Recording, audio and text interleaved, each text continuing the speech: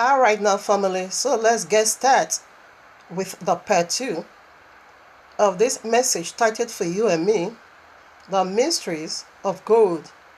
Is Yahuwah Mighty River of Healings, part 2.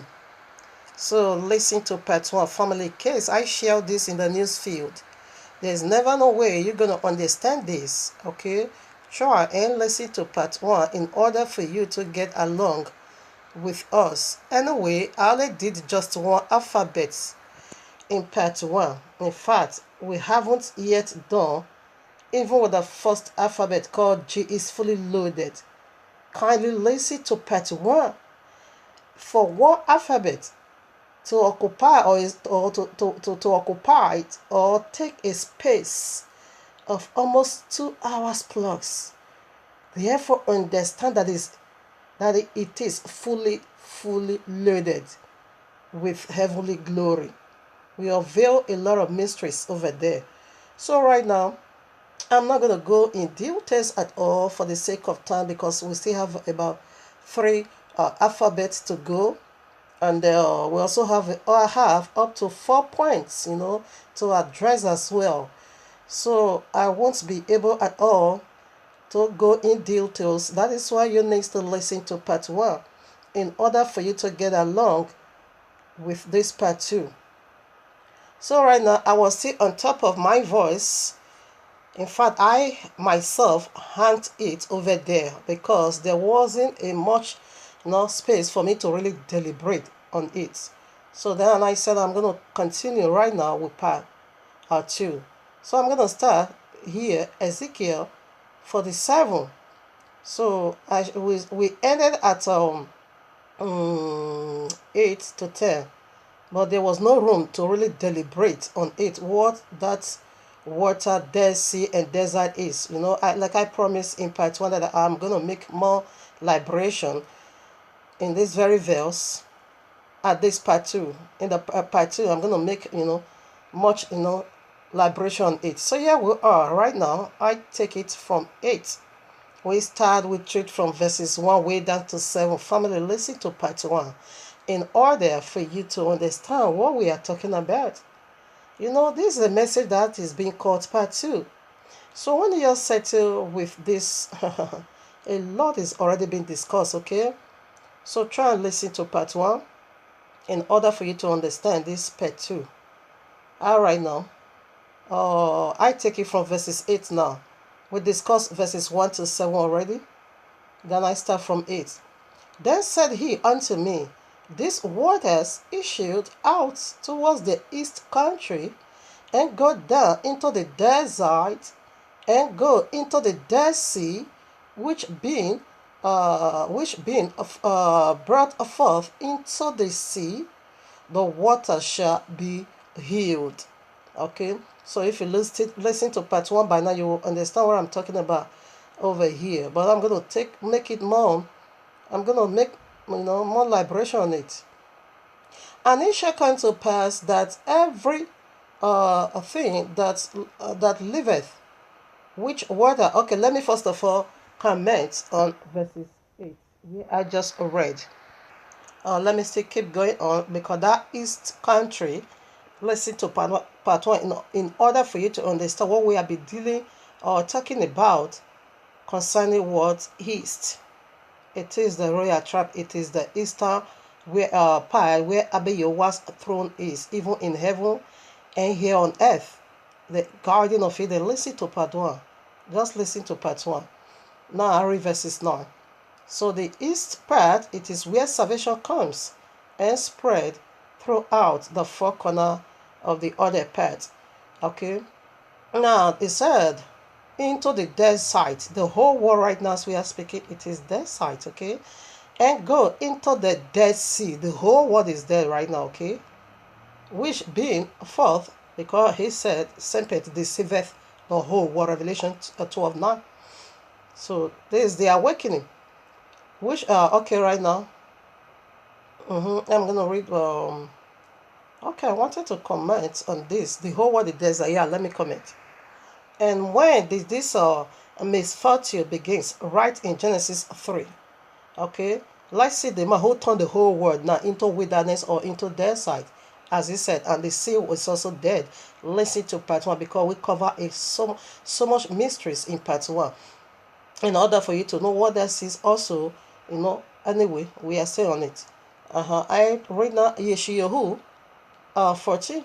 Let's see the man who turned the whole world into desert. How art thou fallen from 12? How art thou fallen from heaven, O Lucifer, son of the morning?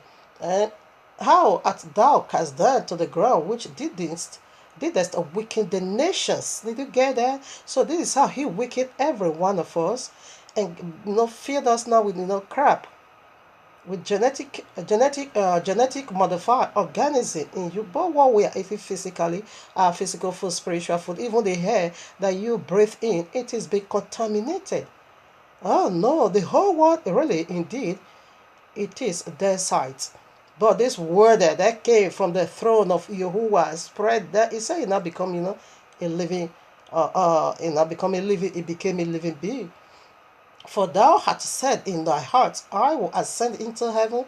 I will exalt my throne above the stars of Yahuwah. He said he's going to even make his own plan, his own throne, greater than that of Abba Yahuwah. I will sit also upon the mount of the congregation. The whole world is congregation is right in the center, just as we unveiled in part one, that tree of knowledge of good and evil.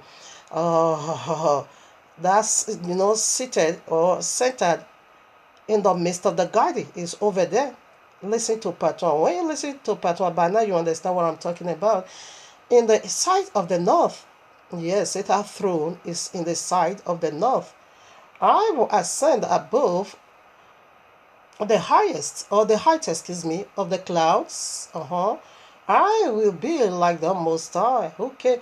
No, listen to power. In order for you to also understand the angel, that wrapped himself with a cloud, it is King Yahushua.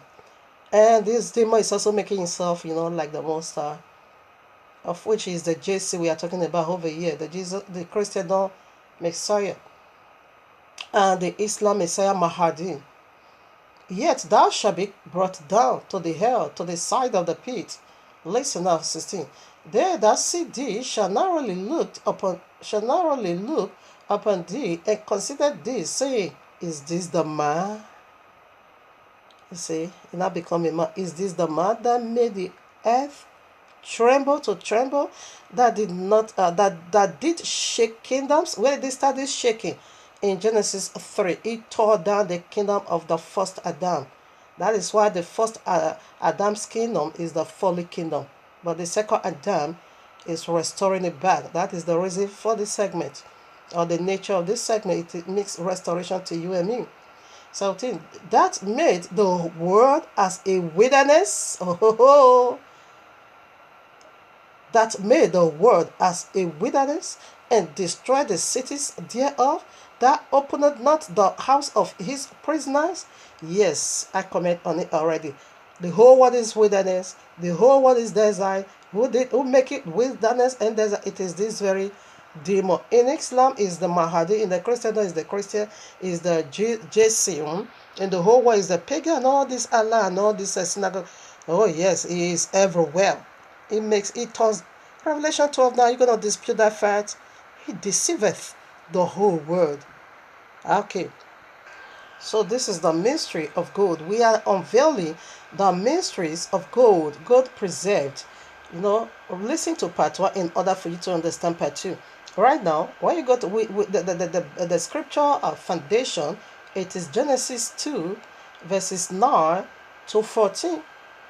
You see the first river, where did it first of all go? It said the river that precedes is from the throne of Abba, is what we are talking about over here.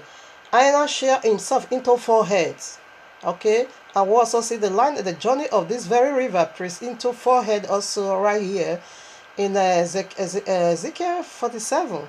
All right. So right now the first land where that river spread into was the land of gold, and he said the gold of that land was good. Is good, and not just gold only being found in that land.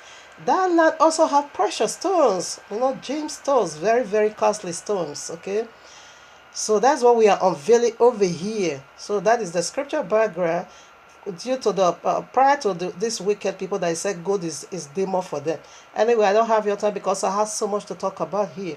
My head is fully loaded. Okay, let me focus on what I'm doing over here. I said now, and it shall come to pass that everything that liveth, which moveth, whatsoever the rivers shall come, shall live. And there shall be a very great multitude of fish. Yeah, here's what I want to deliberate on. You see, when this river, comes from the throne of Abba, you will not begin to spread step by step, until the knowledge of the glory of Abba, you want to fill the whole world. All right, now, wherever you go, say now, multitude of fish is going to come out from that river, because this water shall come there, for there shall be healed. The whole world is sick, like I said. So this is water of healing, and that is also the title. The mystery of God is Yahuah'S mighty river of healings, part 2. It makes healing for you and me, and everything that shall everything that shall live with the river, everything shall live where the river cometh. And it shall come to pass that the fishers shall stand upon it from excuse me. All right, now I take verses 10 now. And it shall come to pass that the fishers shall stand upon it from Engedi even unto Engelim. There shall be a place to spread forth nets to catch fish. Their fish shall be according to their kinds. Listen to part 1 in order to understand part 2. You see, I bet you want to first of all take it, see, Dead Sea. The Dead Sea over there is talking about you and me, the whole world. And the desert is talking about the whole world. And the trees, okay, it's also talking about people. And now it turns to fish, into 4 objects as well. Just like the river, keep, measuring 1,000 until 4 times, okay? Then the water now spray into the fork of the sack, and we are unable to pass through anymore. Just like that river also that came from the throne of Abba Yahuwah in Genesis 2, it also spread itself into 4 heads. Everything about this last day restoration keeps speaking about 4 heads. What does that represent? The 4 corners of the earth. This knowledge is going to move powerfully into the 4 corners of the earth. Listen to part 1 in order for you to understand. First of all, to understand this part 2, first of all, it said the water comes when it measure 1,000, 1,000 it goes to the ankle, 1,000 it goes to the knees, another 1,000 it goes to the loins, another 1,000 fill the whole places that I were unable to pass through that river anymore. So that is 4 times. And again, also keep moving. And as the river fill the whole place, there are trees. What? Okay. That site, another is speaking of the same. That sea is speaking of the same. Now it is fish. Dare not my father fall again, because that river in Genesis 2, separate himself into 4 heads. And we see these characteristics again. So out of the mouth of 2 or 3 witnesses, testimony has already been established. Okay, you see the river keeps the whole thing keep turning into 4 and 4 and 4. All right, now. So now, fishes now, okay, according to their kinds, you see, according to their kinds. And the fish of the great sea, exceedingly many. It is the movement of the last day. Okay, now, so let's comment. Yes, this is where I want to first of all comment on before we now go to the very last verses. All right, now what are we doing here? We are unveiling the mysteries of God, okay? The first alphabet, what did it go for? It simply go for, I should have said it, earlier. No problem, we still continue. If you listen to part 1, you will understand what the part 2 is. The first alphabet simply go for what? Glorious garden of Eden. Eden's garden is glorious. It's not a curse. Mark Jesus and his people. They said God is evil. You are the evil. So I read now, God is wonderful. He preserved the gods cannot rust, neither precious stone, neither rubies, neither sapphires. They don't rose. You see, this is the throne of Abba Yahuwah, because he said unto Moshe, he said, make this tabernacle, everything that I showed you, according to the pattern. Romans 1:20 said, the invisible thing is clearly understood by the visible. If you want to understand the invisible thing, therefore look at the visible ones, then you get the understanding or the knowledge of the invisible. Okay, it's clear. It's very, very open, understood by the things we see here on earth. So here is the altar of Abba Yahuwah in heaven. You see, everything here is about gold. You see the menorah, it is pure gold. You see the golden altar. You see the golden ark of the covenant. And you see the golden shewbread. And every vessel over here is gold, pure gold. Oh no. Now I read Matthew. We want to add to or comment or get a commentary over the multitude of the fish. And Yahushua, Matthew 4:18-20. And Yahushua walking by the sea, you see, of Galilee, saw two of brethren, Simeon called Kepha, and Andrew his brother, casting a net into the sea, for they were fishers. This is the apostles. This is the 12,000 rulers from every single tribe that is going to help John, their Messiah, in redeeming the four corners of the earth, the people of Yahuwah. And they also choose the Gentiles in these last days. All right now, because we need Gentiles in our kingdom. Of course, that is the only reason why they were being grafted in. To do what? To serve the people of the book. Unfortunately, that makes, but some will be saved in these last days, of course, as well. 19 now. And he saith unto them, follow me, and I will make you fishers of men. All right. Right away, he said they do. Let's take get one more. Here I am, Matthew 13, I take from 44. Because he said that river, as the water that spread from the throne of Abba Yahuwah spread now into the Dead Sea, what happened? There were many fish of their kinds. Multitude, he saith, as Ezekiel 47.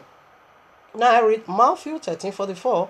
Again, the kingdom of heaven is like unto treasure hide in the field, which when a man hath found, he hideth, and for joy thereof goeth and selleth all that he had, and buyeth that field. The field is talking about here is the whole world. The man that found this treasure is Yahushua HaMashiach. The treasure, it is Yisrael. Read Exodus 19. It says you will be a treasure people unto me above all people of the earth. God really is speaking about Yisrael in totality, 40 tribes. He bought that field. You know how he did it? He redeemed us. And he now hide us again. How did he do it? By our sin, we be scattered into the four corners of the earth. We even lost our identity. The world don't even know who are the people of the book. Rather, what is the word? Who the world has taken the synagogue of Satan. This is how he did it again. Because prophecy must be fulfilled. Satan must rule for what? 6,000 years. And he said, until the fullness of Gentiles, being fulfilled. Therefore, he said Jerusalem is going to be trodden down by the Gentiles until their time is complete, and their time is 6,000 years. That is why, the grace or sufficient grace was not given, wasn't being given unto us. That is why we couldn't, do things right, because prophecy needs to be fulfilled. Satan and his people must, rule the world for a whole 6,000 years. So if we accept it, therefore it's going to be also, prophesying life. That is the main reason why sufficient grace wasn't being given unto us to accept it. Because if we accept him, we by now we are already in paradise. Judgment has already taken place. But that is why the grace wasn't given. Okay? So he hide us again. Now 45. And again, the kingdom of heaven is like unto Mashanites, seeking goodly pearls. Who are the pearls? When he had found one pearl of a great price, went and sold all that he had and birthed it. The pulse over here, it is the tribe of Yehudah. They came from the east, and the head of the tribe of Yehudah, it is Yahushua Amashiach. Listen to part 1. You know, the first Adam was being made in the east garden, placed in the east garden, and Yahushua is the second Adam, you know, also referring, no, listen to part 1. Excuse me, listen to part 1.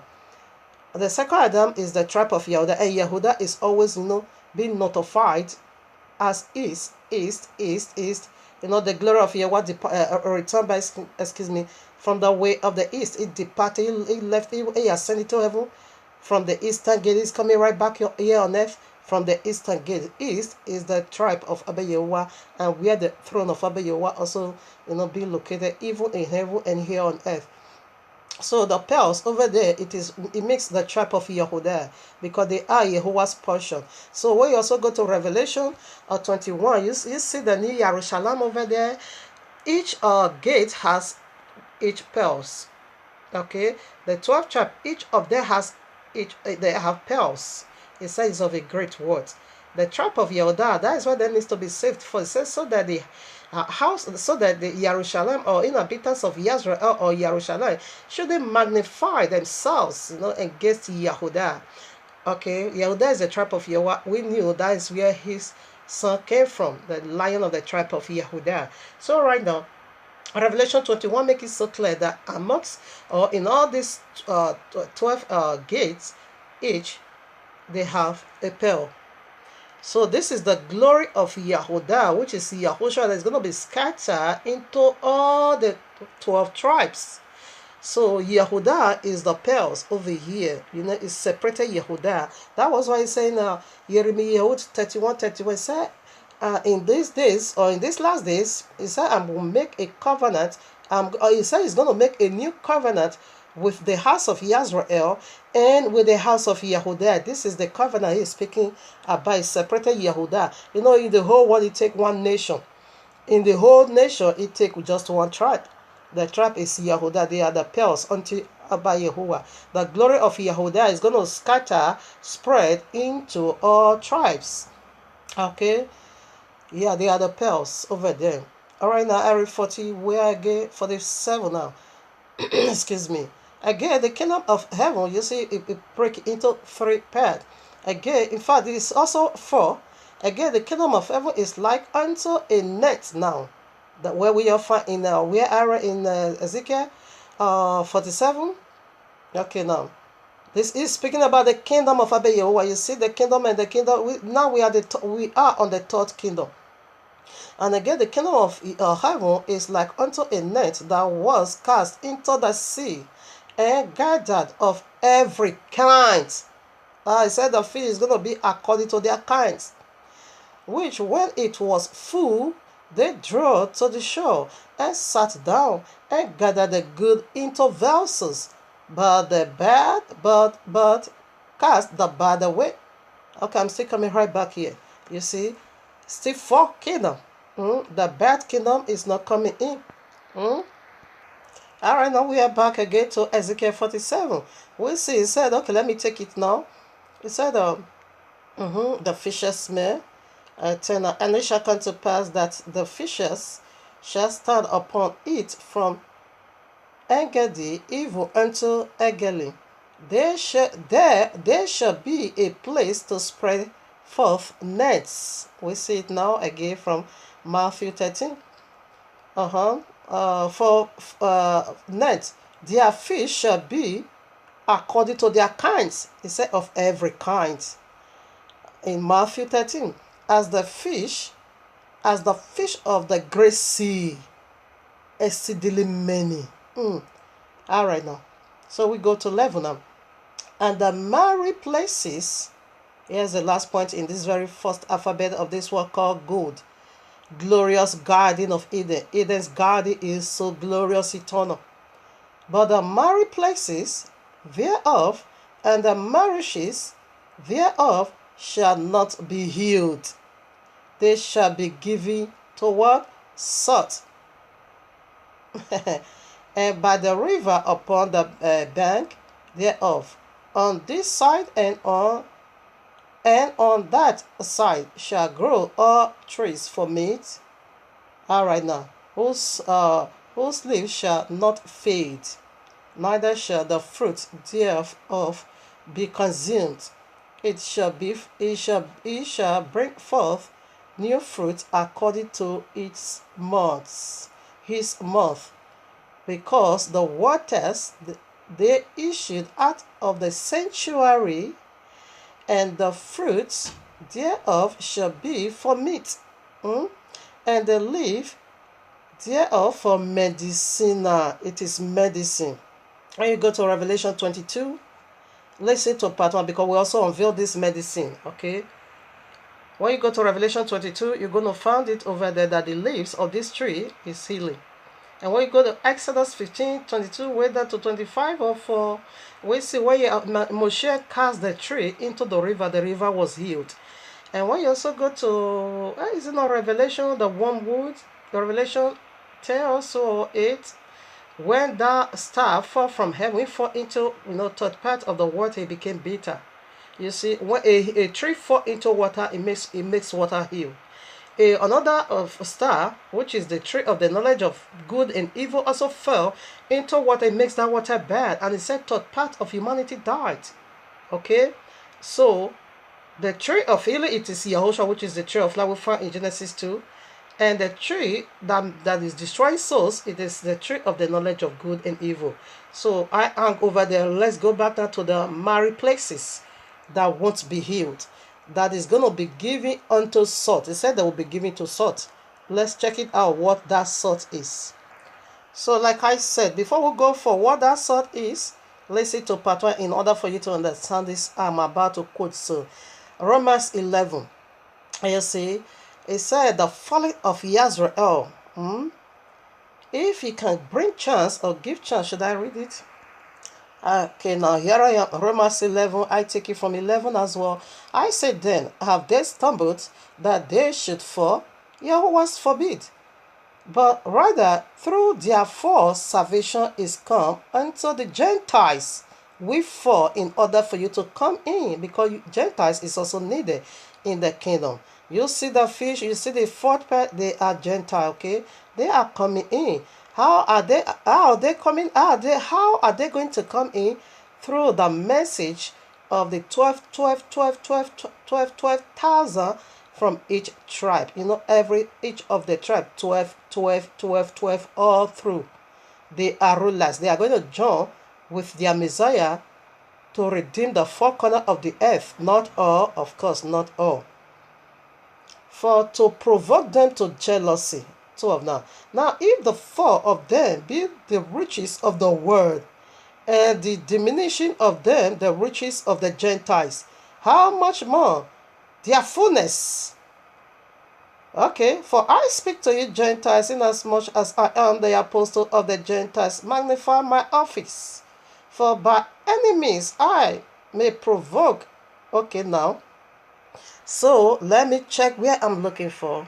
Now I go to 15. For if the casting away of them be the reconciling of the world, what shall the receiving of them be but life from the dead? You see, this is the glory of Yazrael for you Gentile. But unfortunately, you are running into synagogue of Satan and said they are the one to bring you this glory. No, they are the synagogue of Satan. The one to bring you this glory is hiding somewhere now. You don't even know them.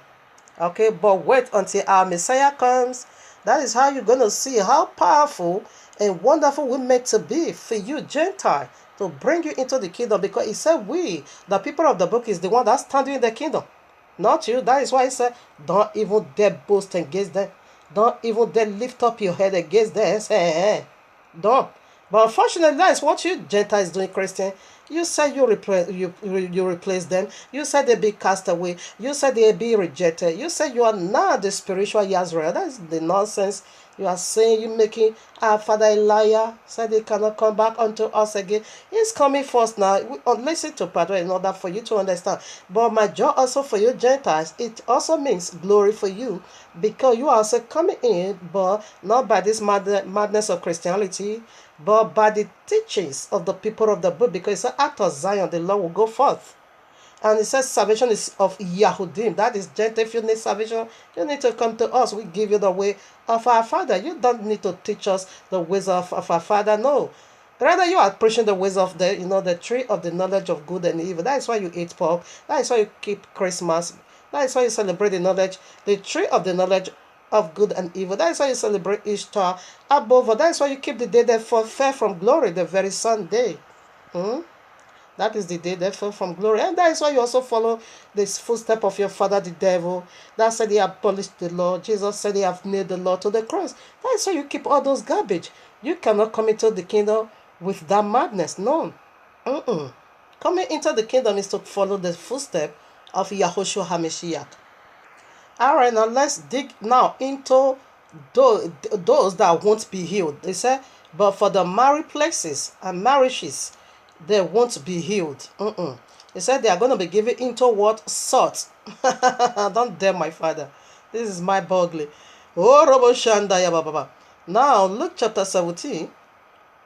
You can take it from 30 to 32. Or should I? No, 26, excuse me. Is this, we know what it is, like the days of Noah and like the days of Lot. Okay? So reading from 26 way down to 32. But I'm reading only 32 for the sake of time. Listen now. Remember Lot's wife. What happened to Lot's wife? She was being torn into the pillar of salt. The married places and the marriages won't be healed. As he said they are going to be torn, what? Into salt. They are going to be given to salt. Should I read it again for a better understanding? Luke chapter 17 verses 22. Remember Lot's wife. So now it said, Yahushua said, you and me should remember. Remember the Shabbat and keep it holy. Are you remembering the Shabbat? I do. Now, another remembrance also been given unto you and me. The sign of his coming, like the days of Noah, remember. Like the days of Lot, now you are going to remember the wife of Lot. What happened to her? Another remembrance is over here for you and me. Let's remember now the wife of Lot, okay? So before we remember the wife of Lot, since this is the sign of Yahuah's coming, we are dealing with the mystery of God that preserved the very first plan right in Genesis 1. That is why the first land was of gold and precious stones, okay? Because they preserved plants, issues, that matters, eternal. I bet you one knew already serpent is going to mess up the first plant. That is why for the first land and the water that now first of all again spread to the first land in there were east, were of gold to preserve the plant. It is the covenant of preservation. So now here I am. Before we remember the wife of Lot, let's come back again to Ezekiel 47:11. But the married places thereof and the marriages thereof shall not be healed. They shall be given to salt. And Yahushua said, remember the wife of Lot. So let's go and remember Hannah. You know, the coming of Yahushua is all about the days of Noah and all about the days of Lot. You can read Genesis 19, 1 to 29. It said we should remember, the wife of Lot. What happened? Here I am, Genesis 19. I'm reading 26. Read from 1, verses 1, way down to 29. We are doing the remembrance over here. 26 now. But his wife looked back from behind him, and she became a pillar of salt. And when the angel, okay, let me read from 12. Let me just throw some highlight in it. And the angel said unto Lot, hast thou here any besides son-in-law, and the sons and thy sons and thy daughters, and whatsoever thou hast in this city, bring them out of this place, for we will destroy this place, because the cry of them is waxing great before Yahuah's face, or before the face of Yahuah, and Yahuah hath sent us to destroy it. This angel are coming back. And Lot went out and spake unto his sons-in-law, which married his daughters, and said, Up, get up out of this place, for Yahuah will destroy this city. But he seemed as one that mocked unto his sons-in-law. They're not begin. As you people is mocking me here. Eh. I know my mockers. As some of you is mocking me here, ridiculing me. Each time I keep digging into mysteries, you are trying to make it as if it's not speaking, it's not what he said. He said to the destruction is on his way. One lady said, why you always talk about mystery, destruction? You don't even have anything, good message. And I said, come, I don't massage the head of, serpent. When you know something is bad, it said the whole world is being deceived.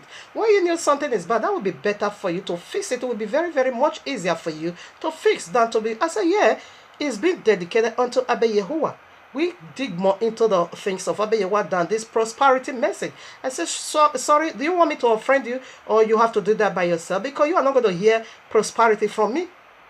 You are not. I don't need anything from you. Your pastor need money from you to buy private jets, Therefore, you can't be massaging the head of serpent. I don't need absolute €1 from you. Therefore, my mouth needs to be open wide in telling the truth. What is your problem? She now said, no, I didn't mean it that way. I said, no, if you want me to offend you, I can't do that right now. Oh, you can do it. He said, no, I said, no, you don't brought me into this ministration.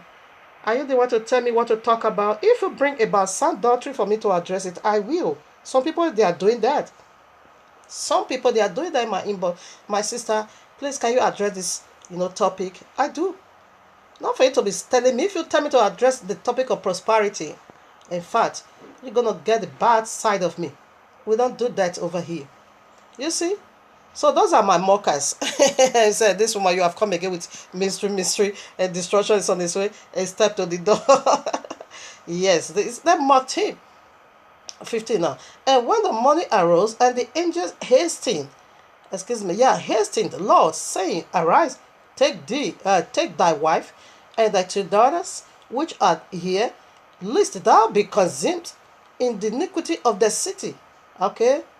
And while he longeth, the men lay hold upon his hand, because he's serious, and upon the hands of his wife, and upon the hands of his 2 daughters, being Yahuwah being merciful unto him, and they brought him forth and set him without the city. And it came to pass when they, it's long. Okay, I unveil it unto you already. He said, run for your life.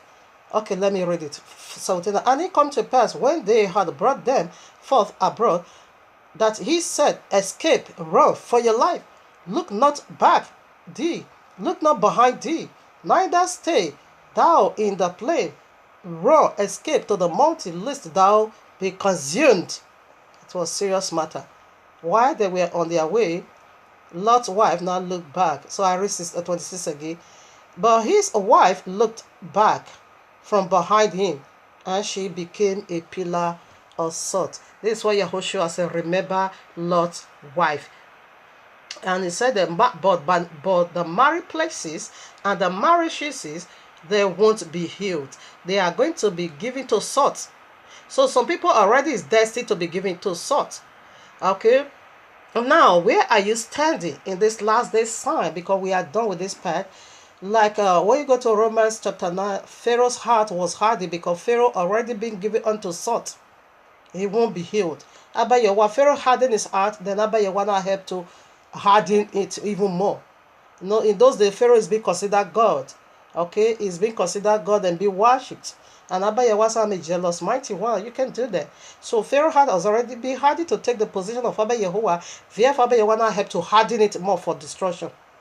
Okay, when you go to Romans now, you're going to find it over there. It says some will say, if Abba Yahuwah say, I will harden the one I want to harden, and say, oh, are you, oh man, to talk back unto Yahuwah? He have the right to do whatever. Because check, you already know your daily lifestyle, like the Christian though. Mind you, the prostitute is going to be healed. Okay? The unbeliever, the pagans. But Christianity, they are not coming in. Because their heart is already being hard. You carry the book of life. What happens? You said Jesus destroyed it. But if you want to steal, you go to tithing. Jesus don't destroy that part. He don't take that part to the cross. Keep Shabbat. Jesus took that to the cross. Keep the biblical New Year. Jesus nailed that to the cross. Keep the biblical feast. Jesus took that to the cross. Keep the holy name of Abba. Jesus nailed all those things to the cross. He not giving up Babylonia. Okay? So you already be given unto salt. Now to them that is as that hasn't yet been given unto salt, where are you standing? Are you standing at the gate? Just like Lot did, should I read it unto you? Because Messiah, so when you begin to look into all these things, know your redemption draw nigh. That is what Lot did. Lot understood the wickedness of the Sodom and Gomorrah and knew Abba Yahweh is not going to keep tolerating this anymore. Therefore, he now stood at the gate waiting for helper to come. Here I am again, Genesis 19. And there came two angels to Sodom and at even, and Lot sits in the gate of Sodom. He was right on the gate waiting. He knew something is about to happen. Like I'm saying, you can mock me, I don't care. I knew something is about to happen. Man is going to be given to salt.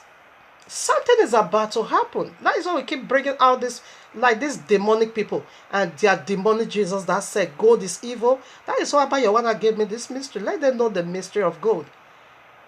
That the one that belongs to Abba Yahuwah among them should blaspheme his tabernacle. He said, this is how they blasphemed my tabernacle. Revelation 36. He said they blaspheme the heaven, a blaspheme tabernacle, a error that dwells in there. Because everything, the tithe is pure gold. How can you not say gold is not evil? You say gold is evil. You are not saying that the throne of Abba Yahuwah is evil, because everything, vessels, is gold, of pure gold. Here on earth, we get the picture. There's golden altar in heaven. Even when Yahushua wear a long garment, the shawl in his chest was gold, pure gold. The crown, he says, is pure gold. How can you not say a thing like that is an evil? But you cannot say money is evil. The love of money is the root of all evil. Why are you still looking for money? Why do you still look for money? Why do you stay at home and fold your hand because money is evil? The love of something, that makes it evil, not the very object itself. No, in question, no. Lot is sitting at the gate, like I do. I'm right at the gate waiting for my Messiah, because I know destruction is about to come. The gate needs to, you need to be alert. That is sitting at the gate in order for you to enter the ark of Yahushua. Sit at the gate. Call evil evil. Don't call evil good. Lot called Sodom and Gomorrah evil already, concluding in his heart already that Yahuwah is not going to tolerate their madness anymore. Therefore, now distanced himself and sat at the gate, waiting for helper, like I do.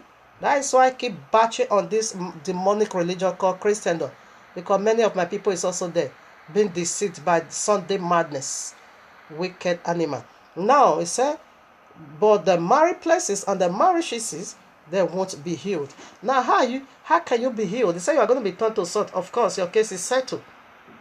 You worshiping the tree of the knowledge of good and evil, so you are being given to salt. You keeping Sunday madness, so you are being given to salt. You celebrating Ishtar, you are being given unto salt. You taking money for tithing, you are already been given to salt, because that is the knowledge of the tree of the tree of the knowledge of good and evil. You are keeping.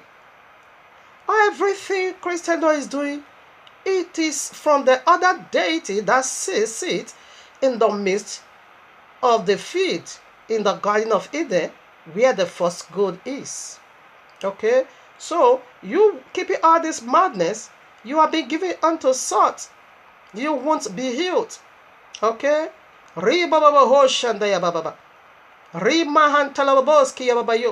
Because all these things is clearly said that they are false. The Jesus itself, if you also go into history, you will know the letter that gave you Jesus isn't yet 400 years old. But the people of the book among you will be saved. They are the one we are speaking to. But you, the born Gentile, you are being given to salt. Oyediko is being given to salt. Christahinome is being given unto salt. Sule destruction is being given. The one that call himself Sulema, I call him Sule destruction, is already being given to salt. Okay? TB Joshua is being given unto salt. All Christian pastors, they are being given unto salt. Okay? They won't be healed. They won't. And Margaret Amore, you are being given unto salt. Linda, you are being given unto salt.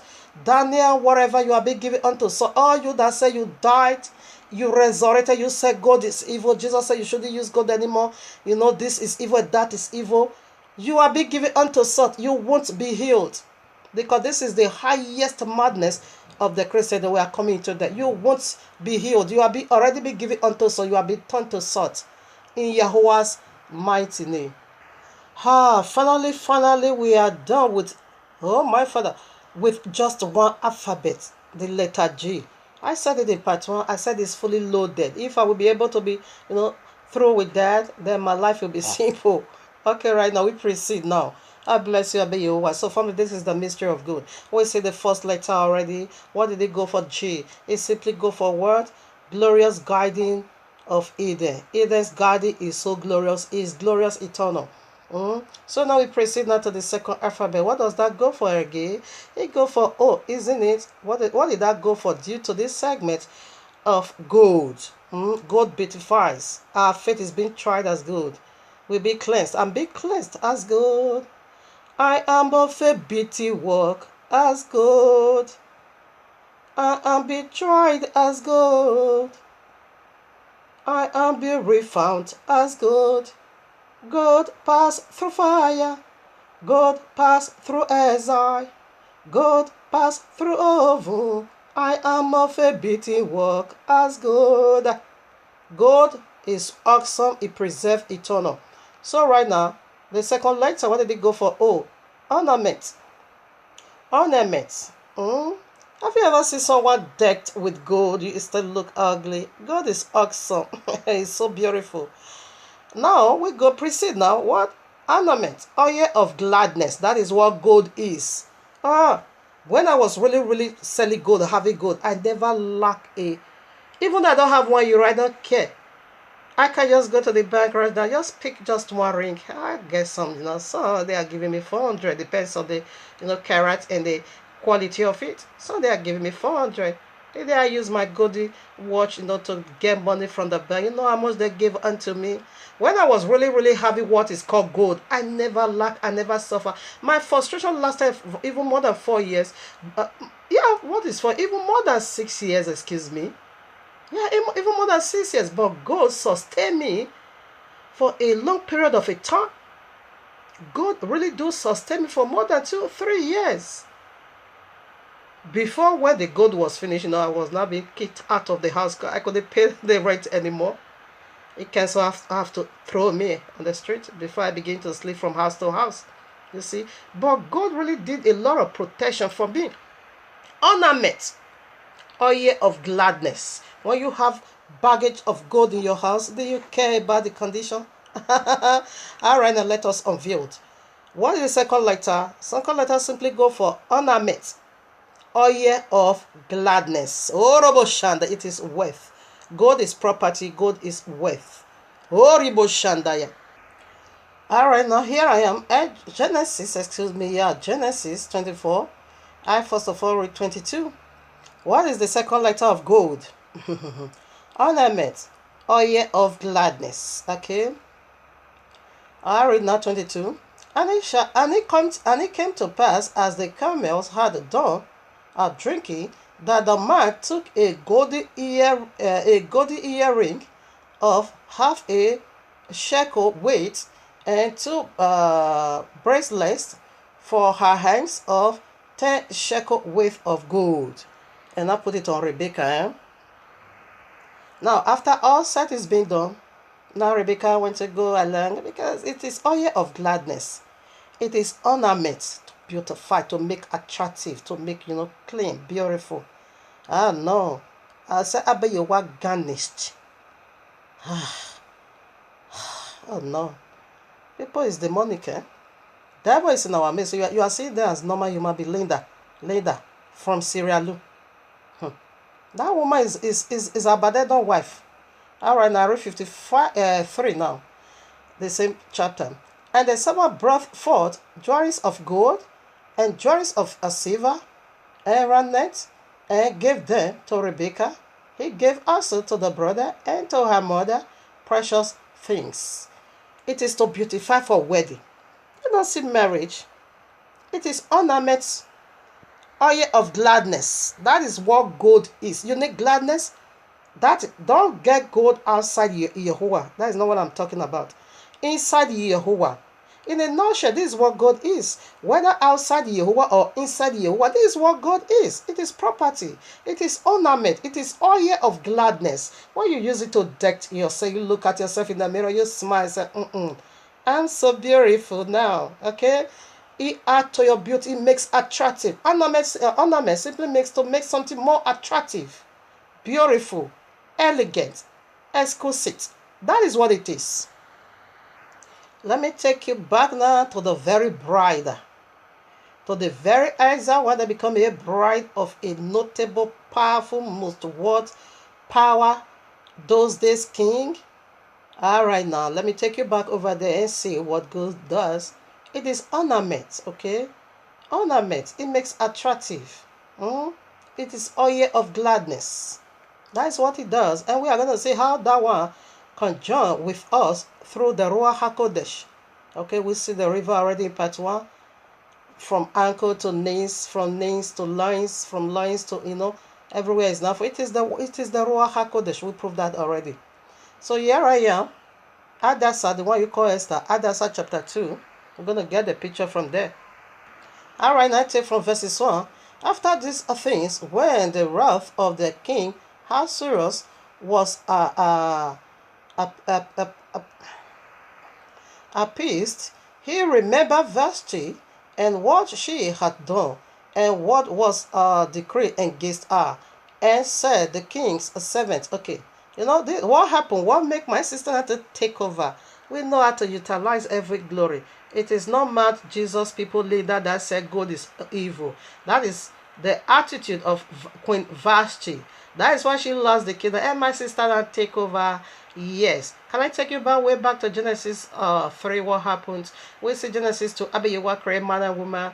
Okay, now come into fellowship with me. I give you my right hand of fellowship. Whatever you have is over there. You don't need to suffer. You don't need to work. Whatever you need to eat, just reach out to the agreeable tree. Eat. Whatever good you need, pack it on your body. I don't care. I want you to enjoy my wealth with me. That is Yahuwah. So what happened? Unfortunately, they don't listen to the knowledge of the tree of good and evil. Okay, now, and Yahuwah have one protocol, one law. When you touch that tree, you will be dead by now. And the king Ahasuerus is like he's playing the part of Yahuwah. He have but one law. When you disobey, you will be exiled. And when I say when the first Adamic Hawa disobeyed, they will be exiled from the royal throne, from their royal throne, from their fellowship, from their glory, from their they will be exiled. They will be kicked out of Eden's garden to go into the desert, into the world, to go and have fellowship, with the one you obey. They will be exiled, being discreted, get out of my sight, go and follow the one you just obey. So that means their royal throne, just like Queen Vashti also makes she lost eternal her royal throne. And the same with Adam and Kawa. They are not going to come into this glory, never, no more. It is done. King Yahushua take over already, and maybe I'm the bride, who knows? Me, I'm like Queen Hadassah. I know how to utilize any given opportunity. Since the first Kawa loses, so let me be the second one. What? Oh, my father. I will know how to handle it. I won't disobey. I will obey the king eternal. Yes, that's what my sister did. Hadassah, hey, so you, Queen Vashti, you acted so stupidly. Don't worry, me, I know how to utilize this. So then lost it. The first joke apart now. Maybe it's not so joke. Who knows? The first Adam and the first Kawa, they are being exiled eternal. They can never return back. When Yahushua, you're going to see what the first man and the first woman lost. Because Yahushua is coming with his wife. You're going to see the glory of the first Kawa in Mariam. You're going to see the glory of first Adam in the second Adam. They lost it. It's been given unto Yahuwah took over by himself. So they are being exiled eternal. Just like Queen Vashti, she's being exiled eternal. She never returned back to that. And that is why my sister, even when Babylon, she take over. I'm in Babylon. Maybe I was also going to take over. Oh, Robo Shandaya. Now we proceed to verses 2. Then said the king's servants, listen now, then said the king's servant that minister unto him, let there be 5 young virgins sought for the king. Now, prior to what we are saying here, the king should go for Yahuwah. Who is the servant? It is the Ruach HaKodesh. And the Ruach HaKodesh, what did he say? A young virgin. Rebecca was also a young virgin, of course. He said beautiful, because the Ruach HaKodesh knew what Yahuwah likes. He knew the kind of a woman Yahuwah needs in his presence. He knew, we are the bride of Yahushua. He knew how he said we should be young. And we should be beautiful. Now we are going to see how God beautify us. The second alphabet, what did it go for? Ornament, oil of gladness. Even in this exile, like we just read, that the whole world now, it is desert. The whole world now is dead. Okay, Revelation 12:9. Even in this exile of ours, gladness is on its way coming. That is the good news God saith. In the ways of Abba Yehovah, even in worldly way. Anyone decked himself on their wedding, you see how they decorate themselves with gold. It is ornament to beautify you. There's nothing wrong. Even though you are a pagan, there's nothing wrong. Abba Yehovah gave it. We see there is a land that is called gold in Genesis 2. He said the gold of that land is good, and precious stones, rubies, onyx, they were all there. Abba Yehovah gave it to us. It is our heritage.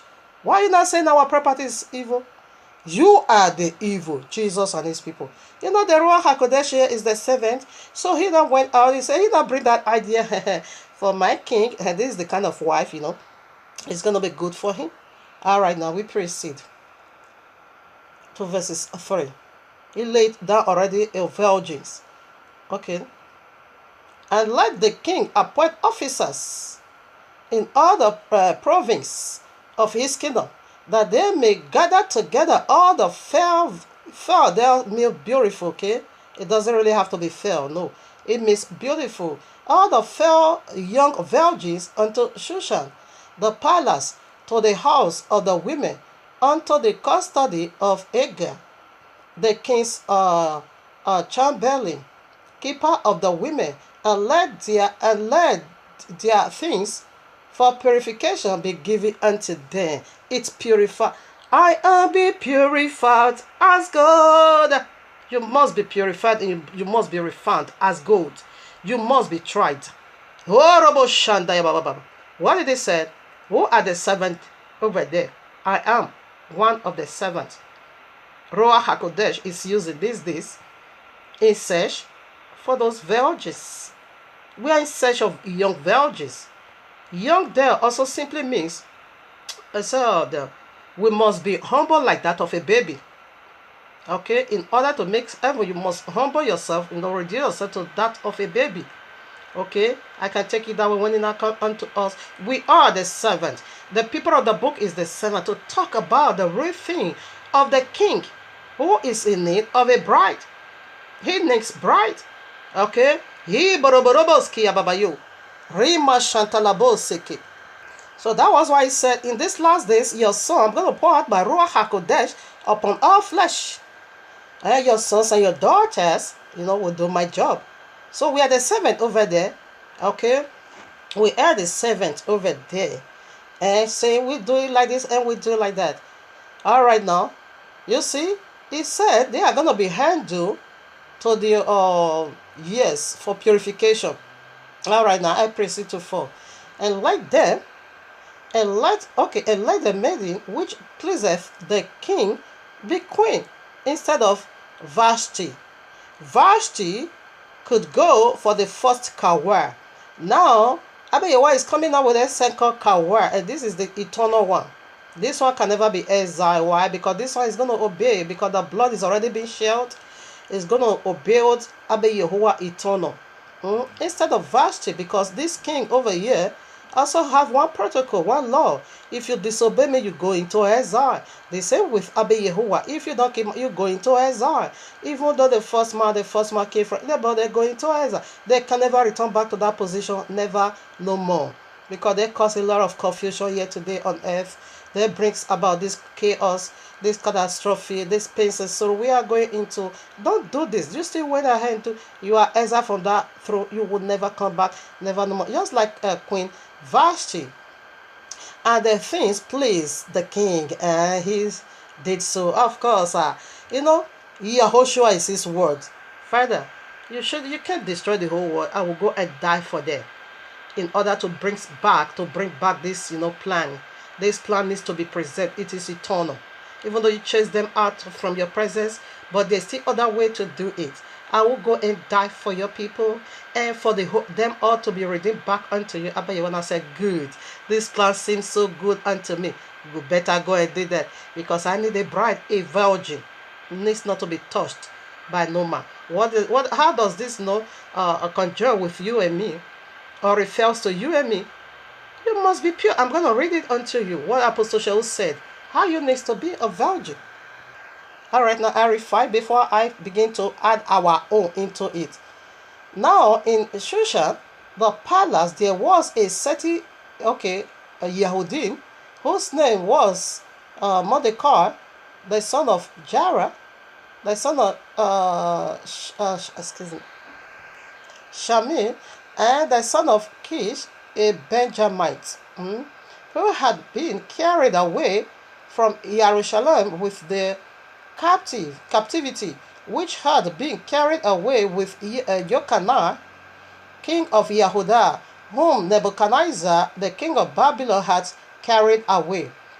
Who is our king Nebuchadnezzar these days? Not in these days, even in those days. It is the serpent. Serpent carried us away from the presence of Abba Yahuwah. Serpent rebelled against Abba Yahuwah and carried us away from the presence of, because he gave us that teaching not to obey, right, in Genesis 3. So serpent now is the one that carried us away from the presence of Abba Yahuwah, and that turned the whole world into Babylon.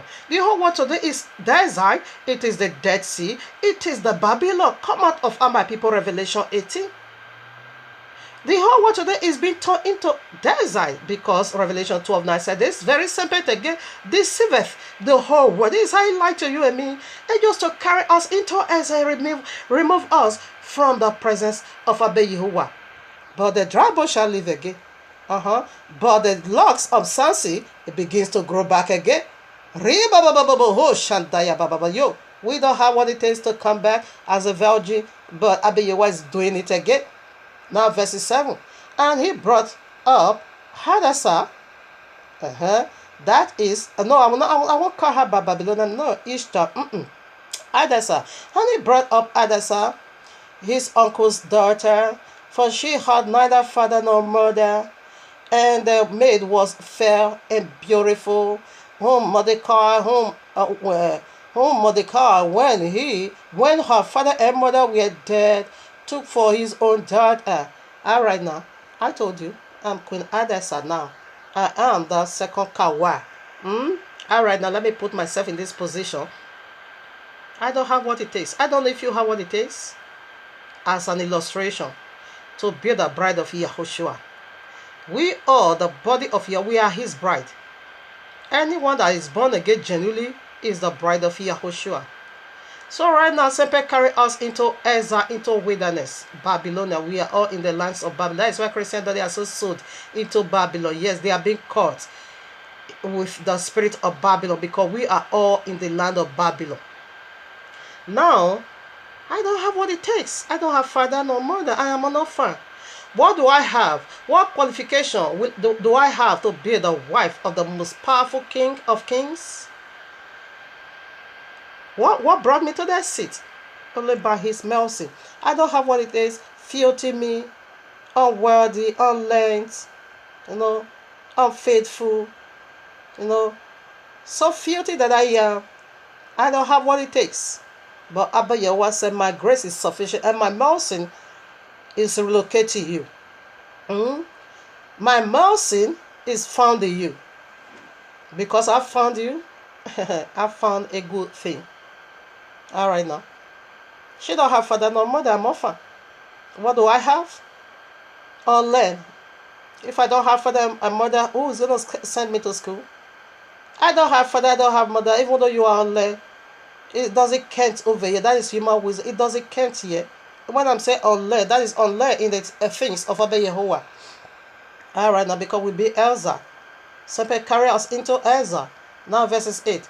So it came to pass when the king's commandment and his decree was heard, and when many ladies were gathered together unto Shushan the palace to the custody of Hegan, Hadassah was brought also unto the king's house to the custody of Hagar, keeper of the women. All right now, who is keeping you and me? Like we said already, it is the Ruach HaKodesh. Is the one keeping you and me. Now the beautification is about to begin. Oh, Robo Shanda, the cleansing is about to begin. The oil of gladness is about. The ornament is about to come. Oh, Ribo Hosh Nabo Talabo Sekeya. Ribo Babo Zikaya Bayon the Rikahan Talabo Sekeya. Hot water baptize. Devil will use hot water to baptize Linda. And this devil that also calls herself Amuri. Hot water, your Jesus is gonna use hot water to baptize you in Yahuah's mighty name. All right now, here I am. 2 Corinthians 11:2. For I am jealous over you with godly jealousy. For I have espoused you to one husband, that I may present you as a chaste virgin unto Yahushua. This is the servant. You need to be a chaste virgin. So this is the servant of King Yahushua. Like what we are doing now, we are in search of virgin for our Yahushua Messiah to make her beautiful. And now we're going to make you beautiful. So that is what we want to look into now, because the beautification is about to begin. Here I am again, Revelation 14. God, Abba Yahuwah is in need of a virgin. He's not in need of a woman that is flirting here and there. Like the Christian, they are a woman. Christian that is not a virgin, they are flirting here and there. Fornicating with all demons. Instead of you keeping your body for just one husband. All right now. Queen Vashti did. Because for you to disobey the king, which means you obey another deity. Another deity have gave you a wrong counsel. And initially, spiritually, it's going to be your husband. And not desert her. Send her into wilderness. You don't have no part in me. Get out of my throne. And not replace her. Oh, Ribosha with my sister. Okay now. Revelation 14. We are talking about virgin, isn't it? Alright now. I read verses 4. And these are they which... Okay, can I read the 144? You know already. Revelation 7, 12,000 from each tribe are all virgin. What makes us virgin? Let's read. These are they which were not defiled with women. I'm coming for that. For they are virgins. These are they which follow the Lamb wheresoever he goeth. These were redeemed from among men, being the first fruits unto Yahuwah and to the Lamb. This is Abba Yahuah's bride, virgin. You see, said they did not defile themselves. This is where Islam is also getting it all wrong. They will say, hey, so that they just defile themselves with women. So these people, they're like, oh my father. Oh no, that the virgin there is male. Well, of course, all the 12,000, they are all male. Okay, we the women, we need to be doing their food at home and take care of their bed and their kitchen. Okay, now, no, take care of their bed. Gentiles to take care of their kitchen. Because that is the reason why Gentile came into the kingdom. No kingdom, no palace here on earth without servants. That kitchen is your job, Gentile. The Gentile women, to be carry us. Even though I am being called to be my office to be kitchen eternal, I will be so grateful. I will be eternally grateful unto Abba Yahuwah for sparing my life from the link of fire, because some is going over there. So if kitchen is my office aside for me to work for the people of the book that I'm not, but to go and work for them, be choosy over that position, I will dance and rejoice for all eternity. Do you know what link of fire is? take that lesson from fire, and then you will know. That is just an example. And see how hurtful it is. When oil touch it, hey, you shall, oh. Let the hot water touch all over your body, or the hot oil be pour all over your body. Then you will understand what I'm talking about. So even to build the kitchen, even though kitchen is my office, I will be eternally grateful unto him. So right now, the woman over there said because they did not defile themselves with women. Who are women? Women simply represent religion. Go to Revelation 17. Christendom, they are women. Islam is a woman. Synagogue of Satan is a woman. It is religion. When you also go to Revelation 12, it's also a woman. That is the virgin we're talking about here. Yahuah'S wife. Need not to be touched by any other deity. When you also go to Revelation 7, it's ministry woman. The woman cloth, the wicked woman that drunk with the blood of the saint, which is the Christendom. Killing all the people of Yahuwah with lies.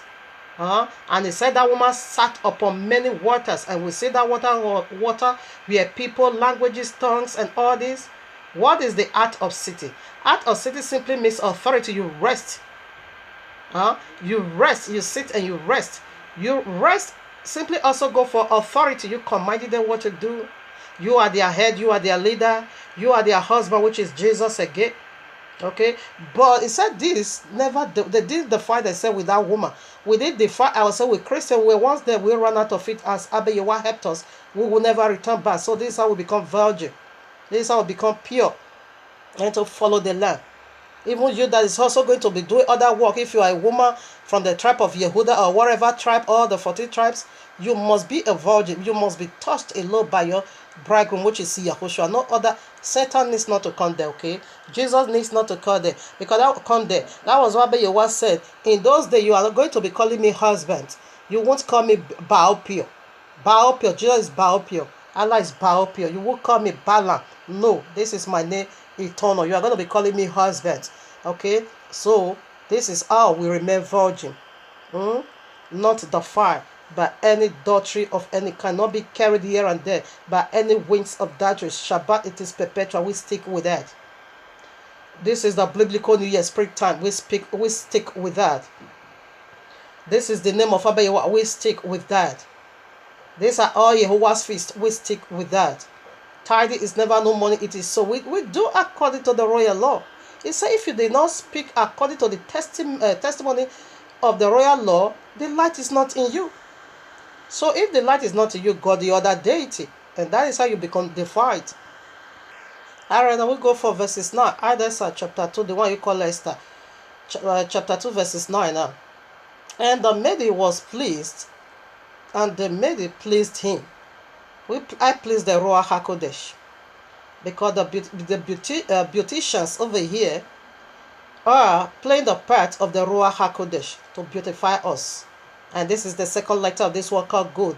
Ornament, oil of gladness about to be poured on my head, because I'm being tried as good. And she obtained kindness of him. Of course, when you do things in the right way, you must obtain kindness from the Ruach HaKodesh. And he speedily, without delay, and gave her things for purification. Speedily. Listen to part 1 in order to also understand what I'm about to say. You know, when we read that place, Daniel 12, Ezekiel 47, and we also precept it with Daniel 12. When it now said the angel lifted his right hand and swore by him that live. Is it not there? Yes. And we now precept it again with Revelation 10. And we now say that angel is King Yahushua. Okay? He now said there shall be no delay anymore. He swore that there won't be delay. You see now, this guy is speedily. The beautification of Queen Adasa, because she's about to fulfill some powerful movement of Abba Yahuwah. The glory of Abba Yahuwah is about to be revealed. His soul life needs to be preserved, because wicked Haman is about to make a written code of genocide. The queen needs to go into the palace in order to stop that wickedness of blood-sucking demon. Now Sharia law is about to come. The queen is preparing to go into service and to begin to, speak to the king, intercession, and with the king, moving powerfully, to deliver my people from bondage of Sharia law. Now the bondage is gonna be eternal, and when you take the mark of the beast, that is eternal bondage. That is the war that is about to go. Queen Hadassah is being prepared, to preserve life. Like the first Kawa was being prepared to preserve life, but she lost it. Rather, she now even killed us from our loins. And that is the state of Vashti. That is why she was being Elsa, and Vashti was being Elsa. But the second Kawa is not going to do that, males. She's going to preserve, she's going to help her husband to play a very powerful part. Go and tell my brother that I'm raising. Tell them I'm ascending unto my father and your father, and tell them I'm coming back. Tell them where to meet me. The woman is to deliver the message of Yahushua is right here now. All right now. Okay. 19. No, excuse me. And the maiden was pleased, of course. It pleased him. I read it already. He said, okay now. She obtained kindness of him, and he speedily gave her things for purification. Are you ready to be purified? Are you ready to receive this oil ornaments? Not to make you more attractive. All right now. And the oil of gladness is inside this word called gold. This is the mystery of gold.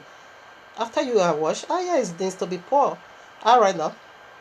Which with such things as belonged to her. Okay. And seven maidens which were meant to be given her out of the king's house, and he preferred her and her maids unto the best place of the house of the women. What I will say here, when Abayawa is in it, you must be notified, you must be noticed in all and all. It doesn't matter you be among trillions, whatever, you will be fished out. So deep and wide and large is the sea, but the fishes over there needs to be fished out. You see that there is no kingdom without slave. Even Queen Hadassah hasn't yet even become a queen. Already 7 servants has already been assigned for her. Just to serve her. She don't need to cook for the king. You need to do it, Gentile. You see, 7 maids already was being given unto her to service her. And if she won, as soon as she won, she's going to be having more than thousands. Like our Sarah Mama, she has 7. If her the maid that is even telling her story, making things funny for her, there are even more than 7. That she will just sit there in her place. All these king will be telling stories. So wonderful. When I read it at the book of Yashia, I said, wow, this is awesome. So there's nowhere, this thing exists everywhere. So that is the job of the Gentiles in the kingdom. I'm too glad you've been chosen, because some is being rejected to go to the link of fire. Okay now. So she was being preferred, of course, because this is the bride of Abba Yahuwah. This is the picture of the bride of Abba Yahuwah, because she's going to break down the glory of Abba Yahuwah in Babylon. We are all in Babylon. Okay? Right now, verses 10. Hadassah had not... Okay, no, I'm not going to read there. I'm not reading there. She don't reveal some secret. No, I'm not after that. 12 now. Now, when every man... Or should I read it like me? Do you know who I am? Do you know anything about me? Should I tell you my secret? No. The Ruach HaKodesh said, don't say that for now, okay? You don't even know who I am. Who you are seeing me, that is filthy me. What you are seeing on Facebook, that is filthy me. That is my old filthy body. Now I'm about to be cleansed and be purified. The one that's going to purify me, the beauticians, the Ruach HaKodesh is right here to purify and pour this oil of gladness on me. Now listen, verses 12. When every maid turn was come to go in to the king Ahasuerus, I don't know. Ahasuerus, this name sometimes is difficult to pronounce. Don't let me cut my tongue. Ahasuerus. After that, she had been 12 months, according to the manner of the women purification. For so were the days of their purifications accomplished. To wait 6 months with oil of myrrh, and 6 months with sweet odors, that is perfume, and with other things for the purifying of the women. What are you saying? Only Linda and only Christian and only Deeper Love, I see that they are mad demon from the pit of hell. How can you make woman so ugly whereby Abba Yahuwah beautify? I'm going to show you how Abba Yahuwah himself beautify his bride. When Abba Yahuwah put all this ornament over there just to beautify a woman, have you seen how a woman looks like on her wedding day? Do you know how Abba Yahuwah decked the wife of the Lamb, Jerusalem? Go and read Revelation. He said he garnished Jerusalem with all kinds of precious stones. And the tithes of it was of pure gold. What are you saying? How can you make woman so ugly? Oh no. When the leader married to Porika, if you see the short boba she put on, I said these people, they are mad. They are really satanism. Why should you make yourself so ugly like this? And the man decked. The woman was so filth. That is their holiness. Filthiness. Nonsense. Now, even from inside you, Abba Yahuwah decked your blood. He garnished it with all kinds of color. Your blood isn't just red alone. No. You have a goldy blood called plasma. And this plasma is doing powerful job inside of you. Listen to part 1 in order for you to understand what plasma is all about. How it carries is the largest blood volume. It covers 55%.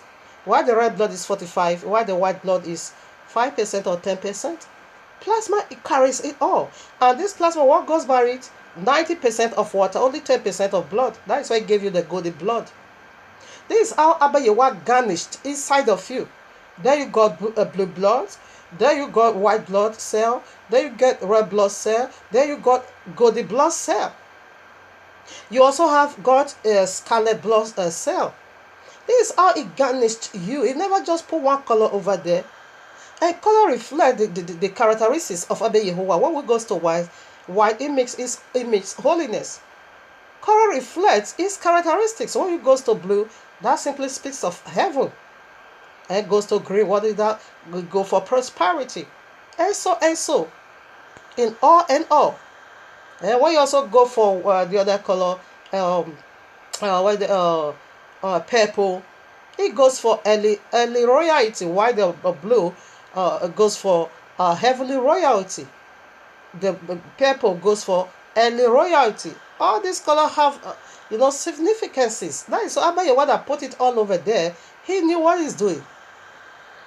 And here is the mystery. Why? To take care of you 6 months.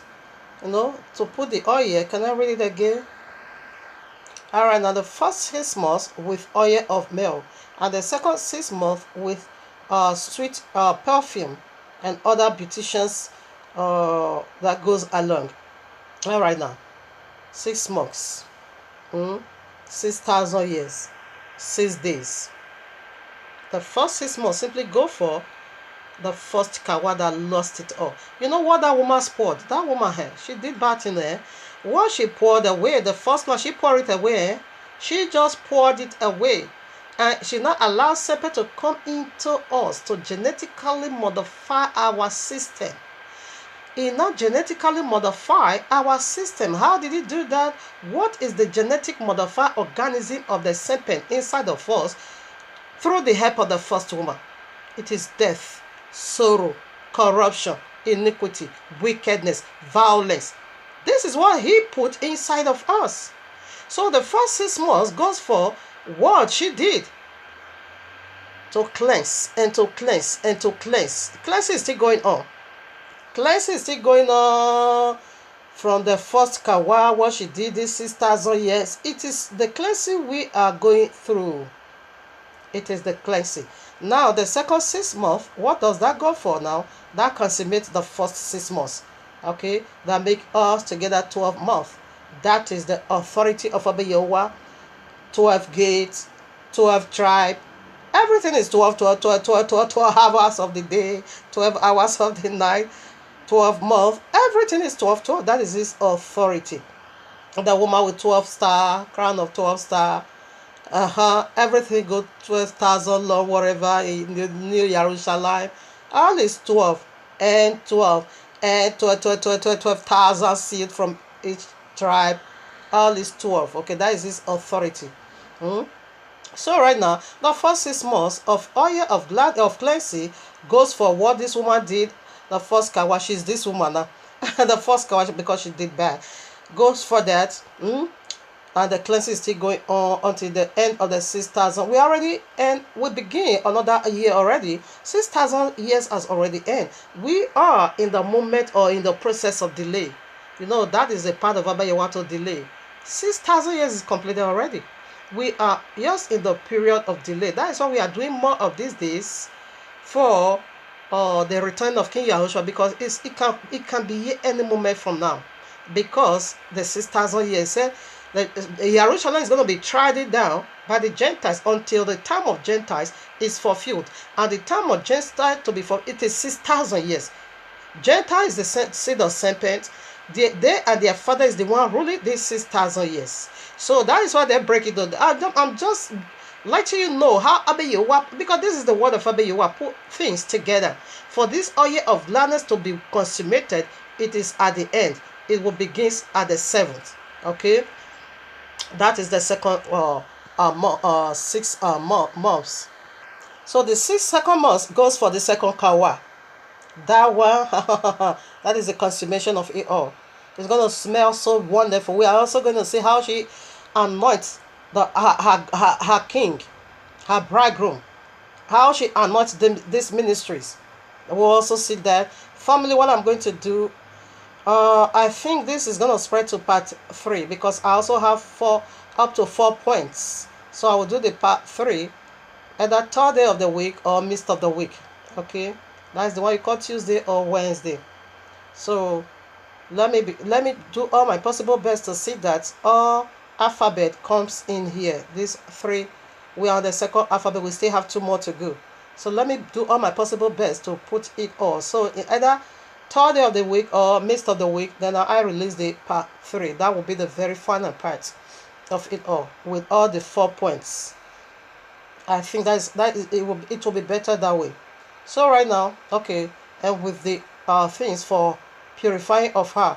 So right now, let me also put a commentary over here. All right, now let's get a commentary before we proceed. Now, we are going through the purification, isn't it? So I read now 22 Ephesians 5:22.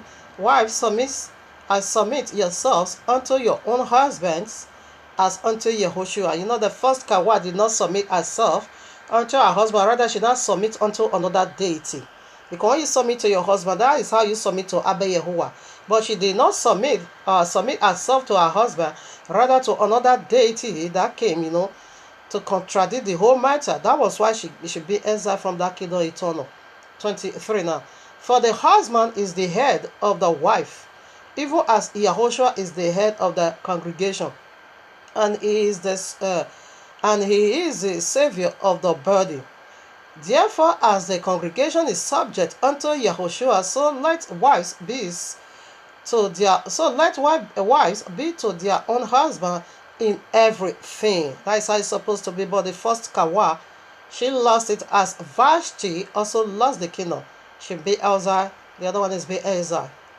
25. Now, husband, love your wives.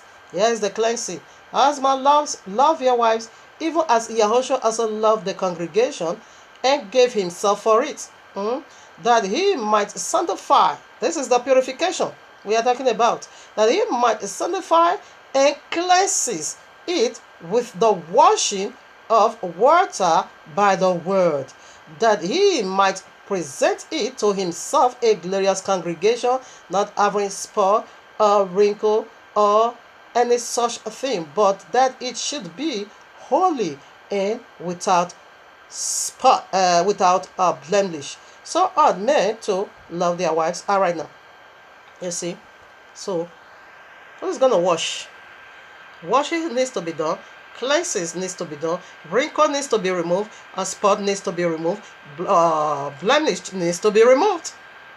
And she must be present unto her husband a pure virgin, cleansed, young, beautiful, and a glorious bride, so that he might present her unto himself glorious. That is the mystery of God. This is the mystery of God. 27, I read it again, or 25. Okay, 26. That he might sanctify and cleanse it with the washing of water by the word, that he might present it to himself a glorious congregation, a glorious bride. That is what is about to take place now, that the queen Hadassah needs to be purified, remove every, old filthy garment from her, and like I once was, filthy garment needs to be, removed from me. Wrinkles, all those filthy things once being taught in the world needs to be flushed away. He said he was going to push every dead works away from us. That is what the queen is about to fix now. That is what Hadassah is about to fix now. And this is the second alphabet of this word called gold. Ornament, oil of gladness is about to be poured on my. I am about to be decorate. You are going to say how I bet you was going to do my. I'm going to read it for your hearing because it's already there. And it's how he beautified. This is the beautifying process we are passing through. You said God is evil. It shall be evil for you. You are not coming in Yahuah's mighty name. Nay, you already be given to such Linda. Okay now. He said that he might present it to himself a glorious bride, a glorious wife, not having spot or wrinkle. You must not hold wrinkle, go away, or any such thing, that it should be holy and without blemish. Do you see how a bride should have supposed to be? Virgin. We go back to Queen Hadassah. You see, the servant that is taking care of the women preferred Hadassah. Of course, she is the choosing. That can be preferred by Yahuwah. I am the choosing, okay? That I know 100%. Now 12. We read it already. Yeah, we are going through the purification of 6 months of perfume and 6 months of oil of milk. Now we go to 13 now. Then thus came every melody unto the king. Whatsoever she desired was given her to go with her out of the house of the women unto the kings. Okay, that is another. Yes, Yahushua said, whatsoever you ask in my name, that you will receive. Okay, not the concubine, because this one they turn to concubine. We are not. Gentile is the concubine of Abba Yahuwah. 14 now. In the evening she went, and on the morrow she returned into the second house of the women, to the custody of the king's chamberlain, which kept the concubines.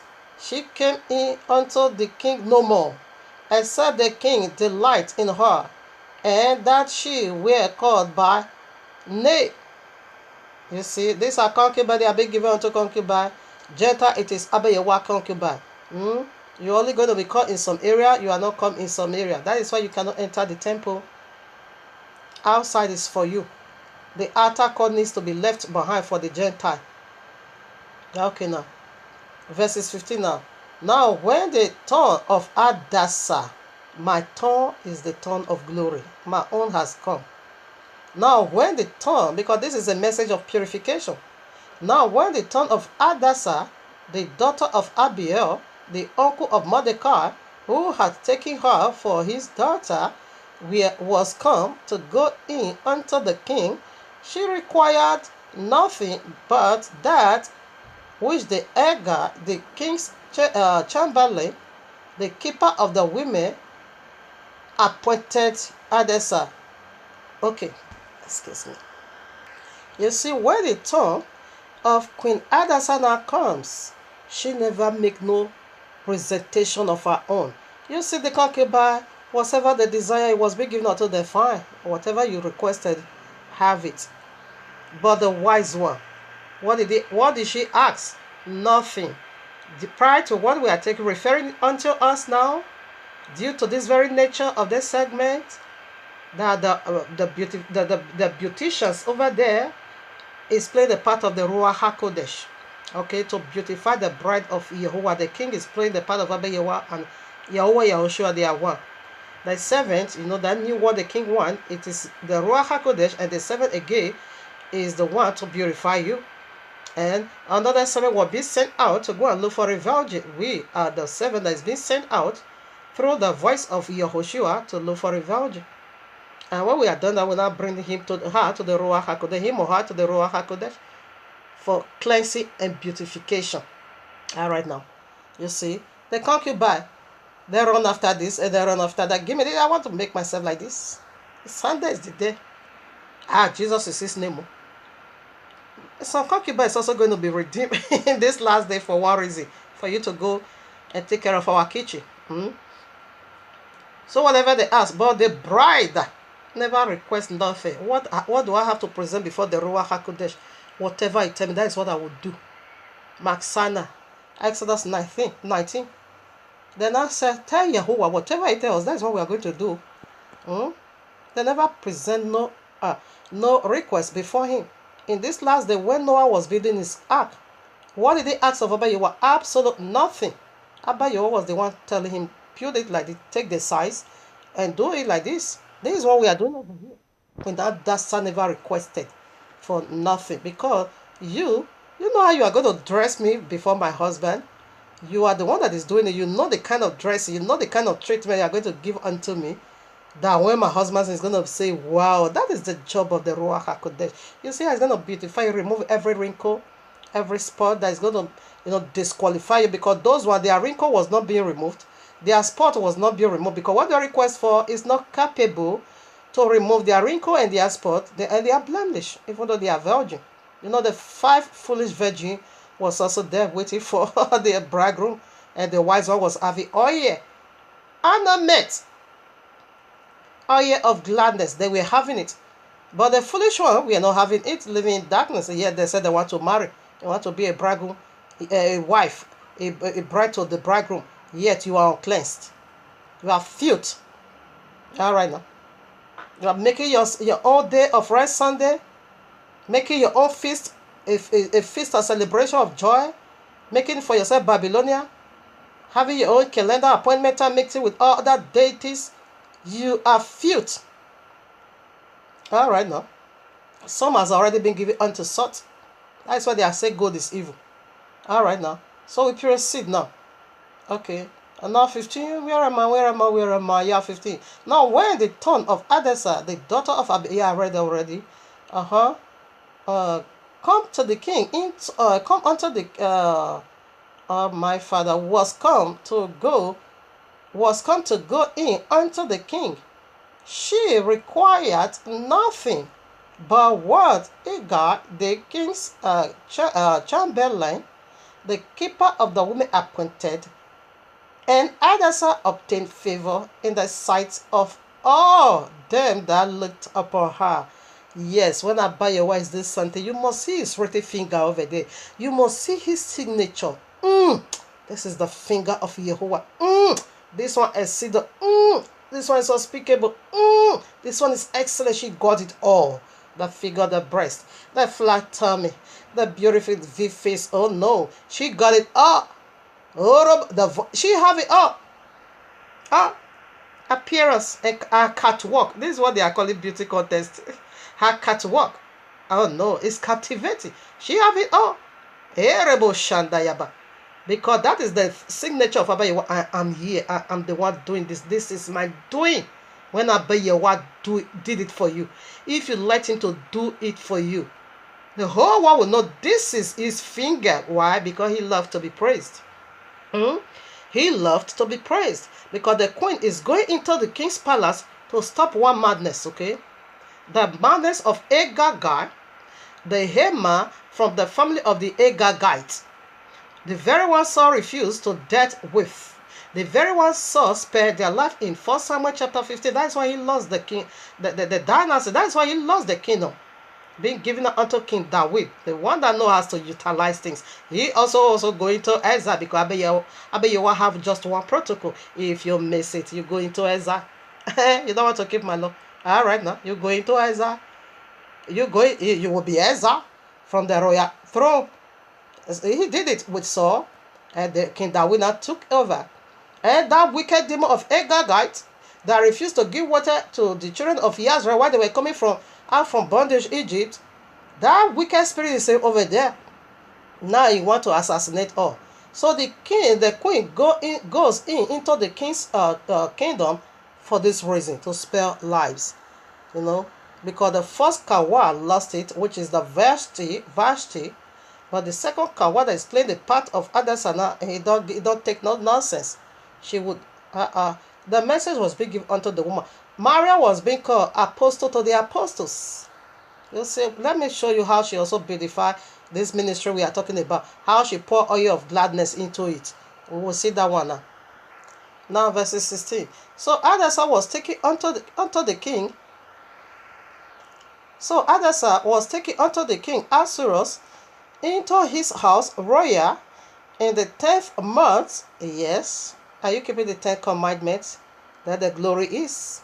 It said in Bereshit, Tehillim chapter 1, Psalm chapter 1. What did it say? You shall be like a river that is planted you shall be like a tree that is planted by the rivers of water.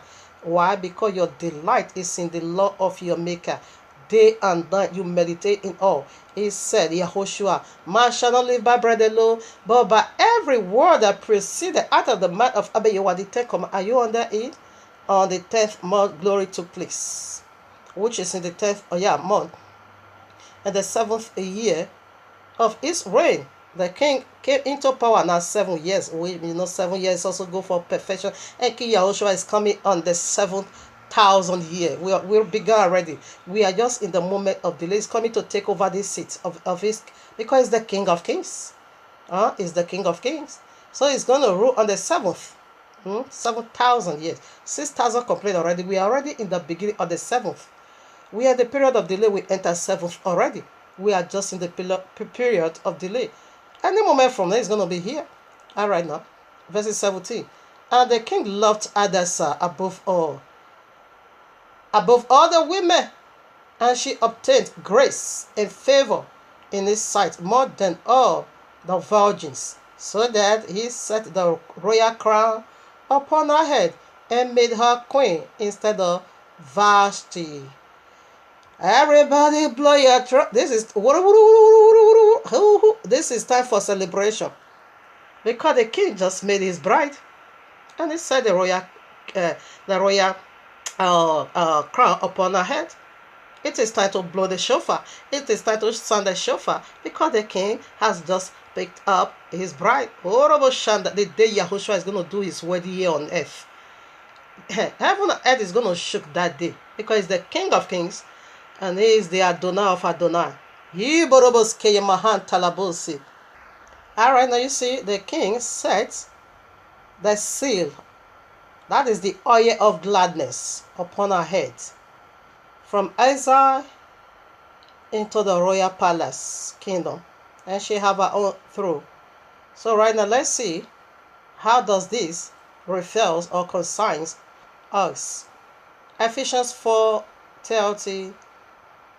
Engrave not the Ruach HaKodesh of Yahuwah, whereby ye are sealed until the day of redemption. This is how the Ruach HaKodesh set his seal upon our heads, the seal of redemption. Can you go to Revelation 7? Go and see that seal over there, because now you have been set a crown of eternal life upon your head. That is the oil of gladness. Now you can go to 1 Samuel chapter 16, read from 1 to 14, and 1 to 13, from verses 1 to 13. I'm only going to read verses 13. Chapter 16, verses 13. Oil as a symbol of the Ruach HaKodesh. Then Saul took the horn of oil and anointed him in the midst of his brethren. And the spirit of Yahuwah came upon David from that day forward. So Saul rose up and went to So you see, so oil is a symbol of the Ruach HaKodesh. This is the oil of gladness. And who is to beautify you? It is the Ruach HaKodesh. Go to Acts of Apostles chapter 2. That is the seal. That is the crown of eternal life. He also placed upon the earlier apostles' head to inherit the eternal kingdom and to go out again in search of the lost bride of Abba Yahuwah. So this is the very mystery of this word called gold, the very second alphabet. So now how in return, how did the bride help to fight the battle? That's what we want to see now in the case of Maria and Yahushua HaMashiach. Alright, now we back to the very Hadassah, book of Hadassah chapter 2 verses 18 now. And we see the king set the royal crown upon her head already. And he now made Hadassah queen instead of Vashti. Alright, now 18 now. Then the king made a great feast. Do you know the feast of our bridegroom? I will tell you now. Let me first of all finish reading. Then the king made a great feast unto all his princes and his servants, even Hadassah's feast. A woman have a feast. And this is the only book again that is being written in the name of a woman. Do you think that is just, it's normal? There's something into this. And this only book also where the name of Abba Yahuwah were never mentioned. But the power of Abba Yahuwah were really fat, prevalent. It was prevalent, but it was never been mentioned, coded. That is revelation. Something that is hiding. You need to know. Then you go for revelation. And what is the mystery of God? The very second alphabet they go for, it is revelation. The G goes for what? It simply go for glorious guiding of Eden. And the O, what did they go for? All still return back to Genesis, where it all started. Ornament, oil of gladness, and purification. Why do we need to do that? Due to what transpired in Genesis 3. And we see the Vashti was exiled from the royal throne, and the first Kawa was, and the first Adam was also being exiled, eternal, from the throne. They are not coming there anymore. Only King Yahushua is the one to take over now. You know already the very second Adam. Alright now. I take it again. Then the king made a great feast unto all his princes and his servants, even Hadassah's feast. And he made a great release to the province and gave gifts according to the state of the king. Who gave us gift? What is the gift from the Ruach HaKodesh? You can go to Galatians 5, I think 19 to 21. And so, yeah, that is the gift we've been given. When we say yes to Abba Yahuwah, right at Masana, the first covenant, 19, Abba Yahuwah gave us the royal contract as our wedding gift. And again, the second commandment, we are also going to have powerful gift, okay? Now, when this son come, even though our forefather did not accepted him, he still give us a gift, which is the Ruach HaKodesh, to consummate the day of Shavuot. It's on its way coming now. Now, what gift do we have? The Holy Ruach HaKodesh bestowed upon you and me. Also go to 1 Corinthians chapter 12. You're going to see the gift, prophecy, healings, teaching, preaching. They are gifts of wedding unto us. The wedding begins already at Mount Sinai. It is just a reformation or restoration of it, of the fallen kingdom. He gave gift, he gave a release. The king is also going to release. We also have a year of release. That is the jubilees. That is the Jovel. When everyone needs to return back to his or her own property. Okay? It is also, you can see Leviticus 25 for that. And what is the feast? It is the feast of tabernacle. That is the feast of bridegroom and his bride eternal. Okay? That is when the husband tabernacle here on earth, eternal with his bride. No more separation, okay? A husband shall leave his father and his mother and join with his wife. We see the first living of his father and mother. He left them in heaven. He left them. And I come to join here with us. He left again. Now the one is about to come. Now when he comes now, no more separation. It is eternal one with him. Here on earth is restoring the fallen kingdom of the first Adam. Him as the second Adam. So right now I want to see how Abba Yahuwah beautify his bride. Before we now conclude the very last part of this, how Queen Hadassah came into the kingdom already, and what part did they play to save the life of the people, and how Maria, poured that oil of ornament into this ministry. You and me is benefiting from today. We'll see the part she played, how she handled the part. All right now, Ezekiel 16:7-14. I have caused thee to multiply as the bird of the field, and thou hast increased and was great, and thou art come to excellent ornaments. So attractive, okay? This is how Yahuwah did it. It's bright. Thy breast are fashioned, and thy hair is grown, whereas thou wast naked and bare. Yeah, that is what the devil did to us when he stripped us naked, right in Genesis 3. When the first one that said that they were naked, that's so featured, to cover up. Abba Yahuwah said, no, no, no, no, come. It doesn't work that way. Even though you cover, you stay naked, okay? Let me do the covering. But first of all, you need to go into exile. You must be exiled, and you are not returning to that throne as God here on earth. That is gone. Rather, you are going to be bowed down now to the second Adam. You lost it eternal. You are not getting it at all. Now, verses 8. Now, when I passed by thee and looked upon thee, behold, that time was the time of love.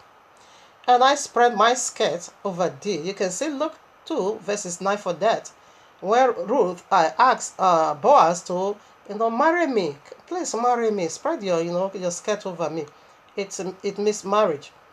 And cover thy nakedness. Yes. Yea, I swear unto thee, and entered into a covenant with thee, saith Yahuwah Elohim, and thou becomest mine. That is the covenant Hadassah and king swore together. The king swore unto Hadassah and said, you are my bride. You are my eternal. Forever you are my wife. Okay, set the crown upon her head. That is what Abba Yahuwah said. He swore unto all. You know what? Marriage, we always take a vow. That is a vow. You are mine, I'm yours.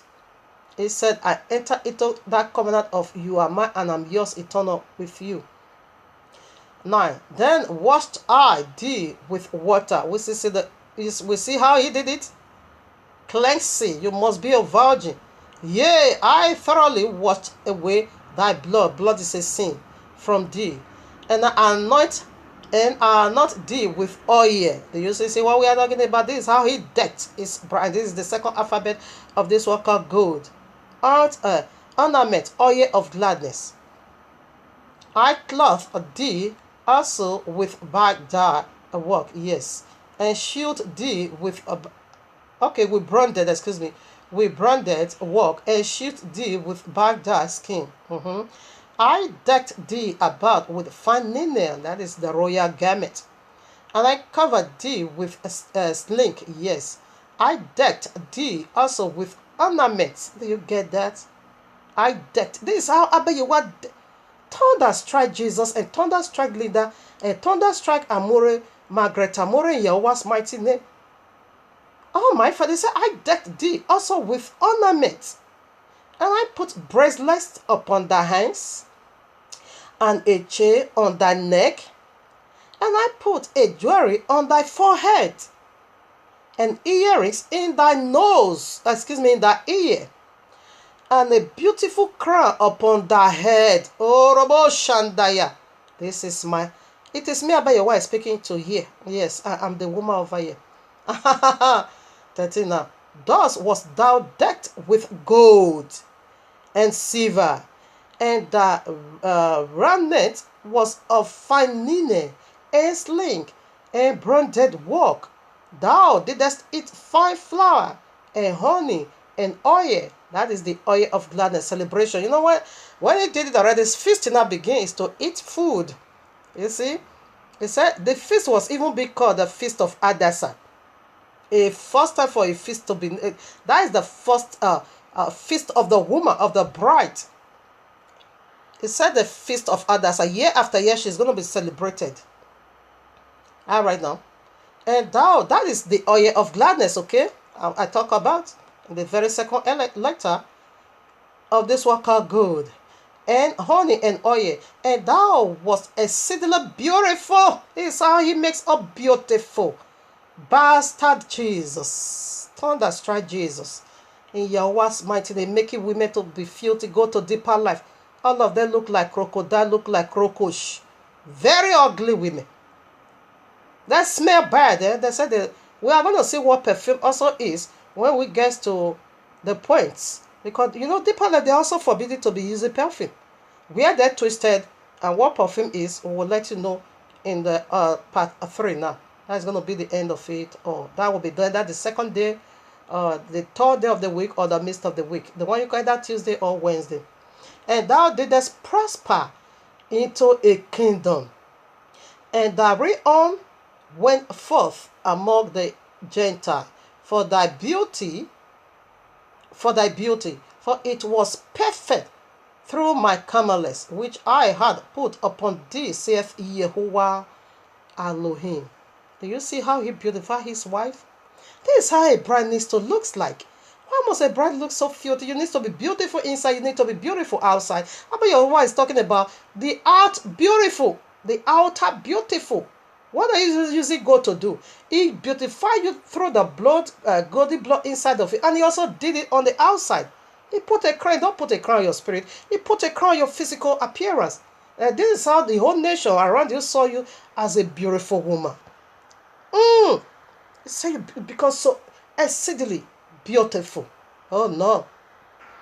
Now we come here back again. Hadassah chapter 4, the one you call Esther chapter 4. So we want to see the part because she came into the kingdom for this very reason. And we want to see what Maria also did for her husband, because Maria also came into the kingdom for this very reason, for she to play a part of a helper. See now what the queen did in chapter 4. Now it came to pass on the third day that Hadassah put on her royal apparel and stood in the inner court of the king's house over against the king's house, and the king sit upon his royal throne in the royal house over against the gate of the king. And it was so, when the king saw Hadassah, that is when she now finished her fasting 3 days and 3 nights.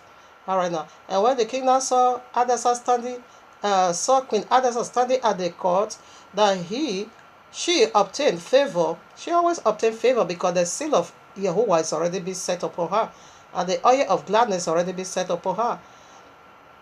Favor in his sight, and the king held out to Hadassah the golden scepter that was in his hand. So Hadassah drew nigh and touched the tip of the scepter. So right now, what happened? This is how she played the part to save the entire Israel from destruction, from genocide of the wicked Haman. Okay, so now let us also see the part Mariam played while our Messiah was about to save the entire world from the wickedness of the serpent, right in Genesis 3. All right now, here I am, the part Mariam Magdala played in this very salvation kingdom you are benefiting from today. And the real service hasn't yet started there. No. The ministry now is in the wilderness, but yeah, the power is still moving. But you will see what this woman did, because Yahushua said, wherever the kingdom of... Okay, let me read now, stop talking. Being preached, this one also is going to be preached as well. Wherever we talk about what took place in the Babylon, Queen Hadassah is being preached. Maria is going to be preached eternal. Here I am, Matthew 26:6. Now when Yahushua was in Bethany, in the house of Simon the leper, there came unto him a woman having an alabaster box of very expensive ointment, and poured it upon his head, and he said, as he sat at meat. All right now, the disciple was trying to make noise. Okay now, but why this is disciple? Okay, but when his disciples saw it, they had indignation, saying, to what purpose is this waste? For this ointment might have been sold for much. All right, now for the poor. Okay, now Yahushua said that. What is your problem? Why are you troubling the woman? Now 11. For ye have the poor always in the midst. Okay, me ye have not. 12. For in that she hath poured this ointment on my body, she did it for my burial. Who is his body? His body is his bride. The body of Yahushua is his bride, because Yahushua is the head. The body is his wife, the congregation. She anoints not just only the head, she also anoints the body. She anointed Yahushua's head, she also anointed his body. Verily I say unto you, whatsoever this gospel shall be preached in the whole world, there shall also this that this woman hath done be told for a memorial of her. You see? So she's the bride. Alright, now here I am. Luke 7:36 to 38. And one of the Pharisees desired him that he would eat with him, and he went into the Pharisee's house and sat down to meat. And behold, a woman in the city which was a sinner, when she knew that Yahushua sat at meat in the Pharisee's house, brought an alabaster of ointment, and stood at his feet behind him, weeping, and began to wash his feet with tears, and did wipe them with the hairs of her head, and kissed his feet, and anointed them with the ointment. Okay, now. Alright, now we see from the both side already. What was she doing? The king is about to face bitterness. She now poured that oil of gladness upon his head and anoint his body and anoint his head. What was the part? First of all, Queen Adasa, we see she don't have what it takes to come into that kingdom. No, but Abba Yahweh did it for her for a reason. This one we also see she's a sinner. She don't even have what it takes to do this. No, but Abba Yahweh did it for her for a reason. Now, Queen Adasa, in the exile, okay, we see how Abba Yahweh elevated her for such a time as this. And this woman in prostitution ground, we see how Abba Yahweh, were you there when Abba Yahweh called her? No. Were you there when the Ruach HaKodesh begin to let her go? So please, you're going to find him over there? No. It is the lead of the Ruach HaKodesh. And what part was she playing? She was playing the part of the high priest. This blew off my mind. Did Abba Yahweh reveal this secret to me? I said, no, this is heavy. So this is how Abba Yahweh elevates woman to that throne of glory. The first woman Kawa lost, okay, in the first throne of that woman. That is what this woman is, playing powerfully over here. The second Kawa, which is Maria Magdala. Now, what happened? She anointed the feet. In the other place, he anointed the body and the head, but here he anointed his feet. That feet is bringing about good news. That feet is about to be beaten now by the serpent. Because it said the seed of the woman is going to crush your head. You're the serpent, you're going to bite his heel. That feet is about to be biting by the serpent or beaten by the serpent. Therefore, she now further and begin to weep. What was she crying for? And she was crying for what the first woman did that brought about this crucifixion. That is God that makes now this serpent to bite his feet. Because his feet is about to be biting, and a crown of thorns is about to be placed on his head, which is thorns and tassels, demos, in Genesis 4.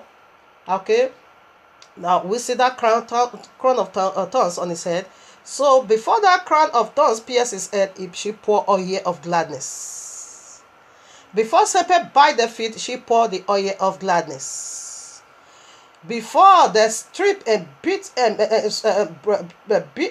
before all his body, because they stripped him, all his body was broken. That represent healing for you and me today. She first of all poured anointing oil of healing. Okay, if this is how she anointed the ministry. Yahushua is the ministry, is the factory.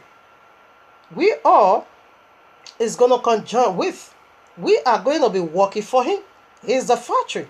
So this is how the woman anointed the head, the body, and the feet over here. This is the place of the high priest. Okay, but she did it for her husband because Queen Adasa came into the kingdom for such a time as this.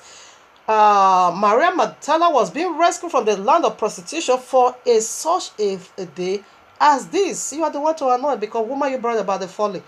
Woman, you are the one to anoint all those places. That serpent is about to be biting now. Okay, the crown of thorns is coming to the head. Pour oil of gladness, so they will be glad. Why even going through pain? He needs to be rejoicing because the kingdom is coming alive. Serpent biting the feet, no problem. Oil of gladness has already been poured by the woman, the second Kawa, because she came into the system for such a time, for such a time as this. This is why she was being called. This is why the Ruach HaKodesh went out in fetch of her. Come and play the part. You need to do it. All right, now here I am, Revelation 97. Let us be glad and rejoice and give honor to him, for the marriage of the Lamb is come, and his wife hath made herself ready. Are you ready? Are you going through purification? This is the moment of it. For such a time like this, I was being sent to pass out this message unto you. For you to get ready for purification, or for you to go now to the beauticians, which is the Ruach HaKodesh, to purify you. If not, wedding garment is not going to be given unto you. All right now. For the marriage of the Lamb is come, and his wife had made herself ready.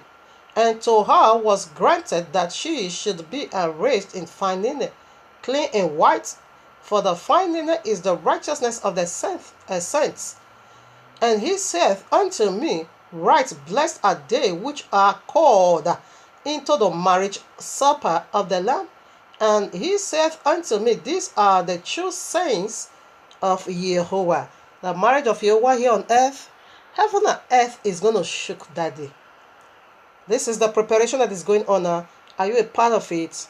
Is oil of gladness be poured on you? Are you going through purification? Are you being anointed?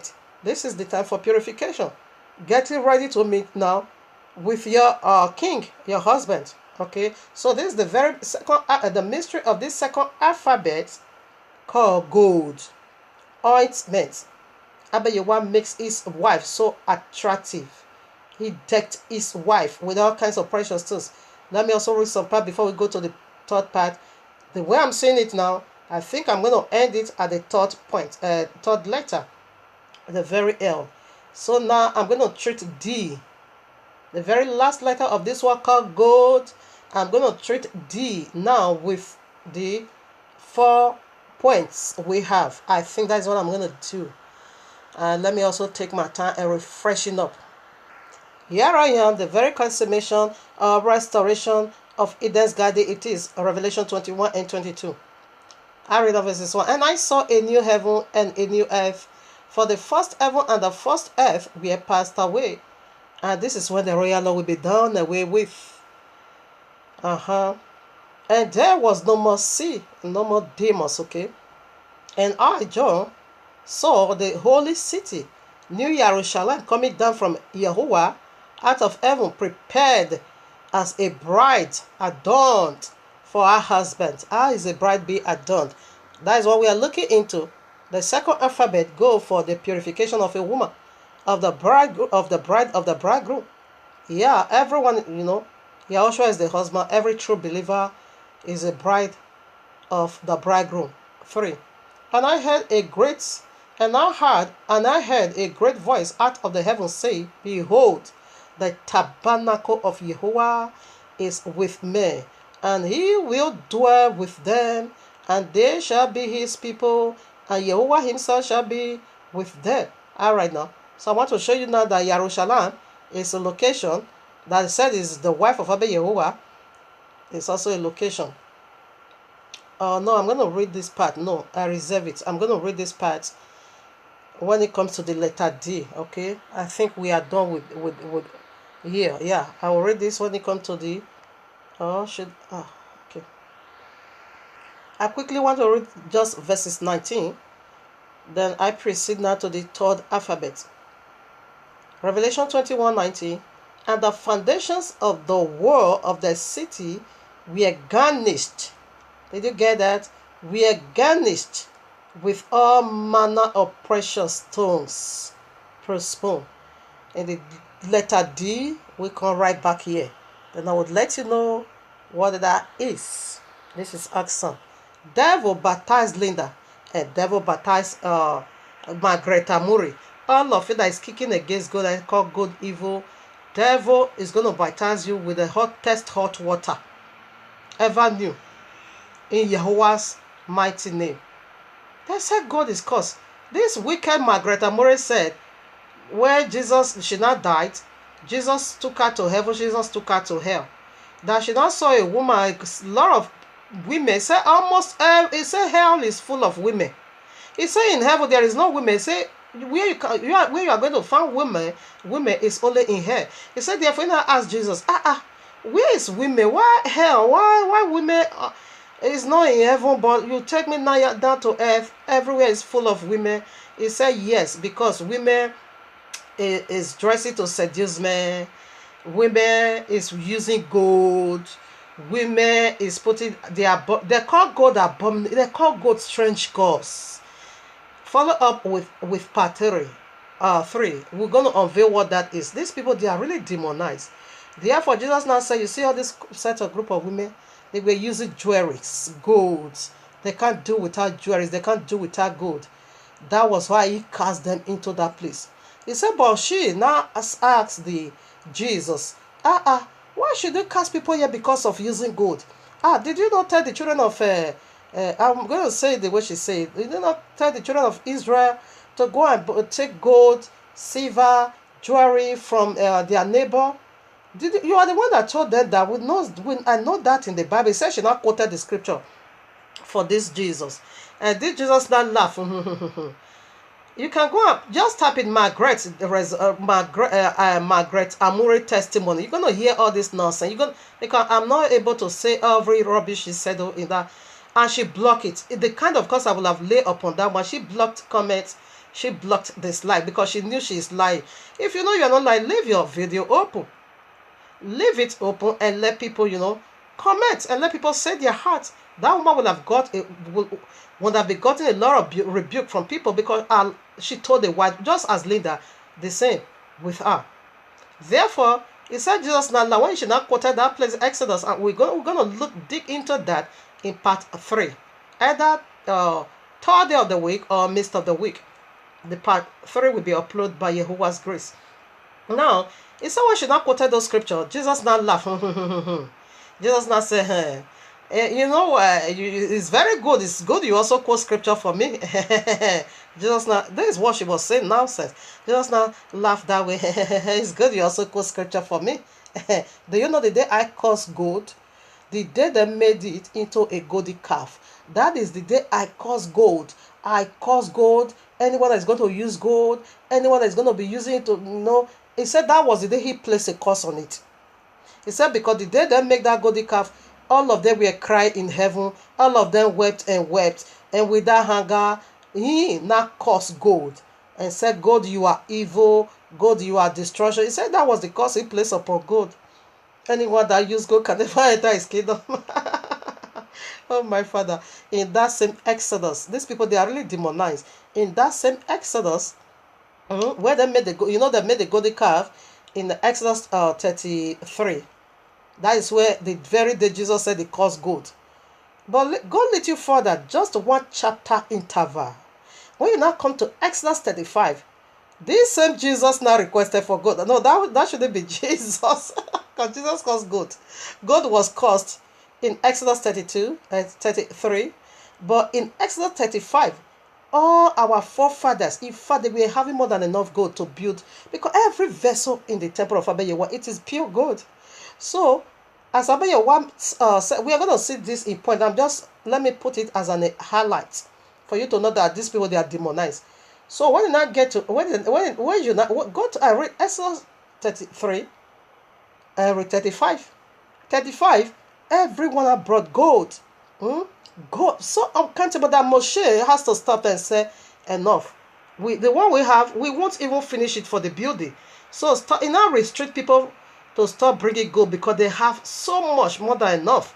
He said the one they have already is more than enough to build everything Abba Yahuwah asked them to do in the temple. Okay.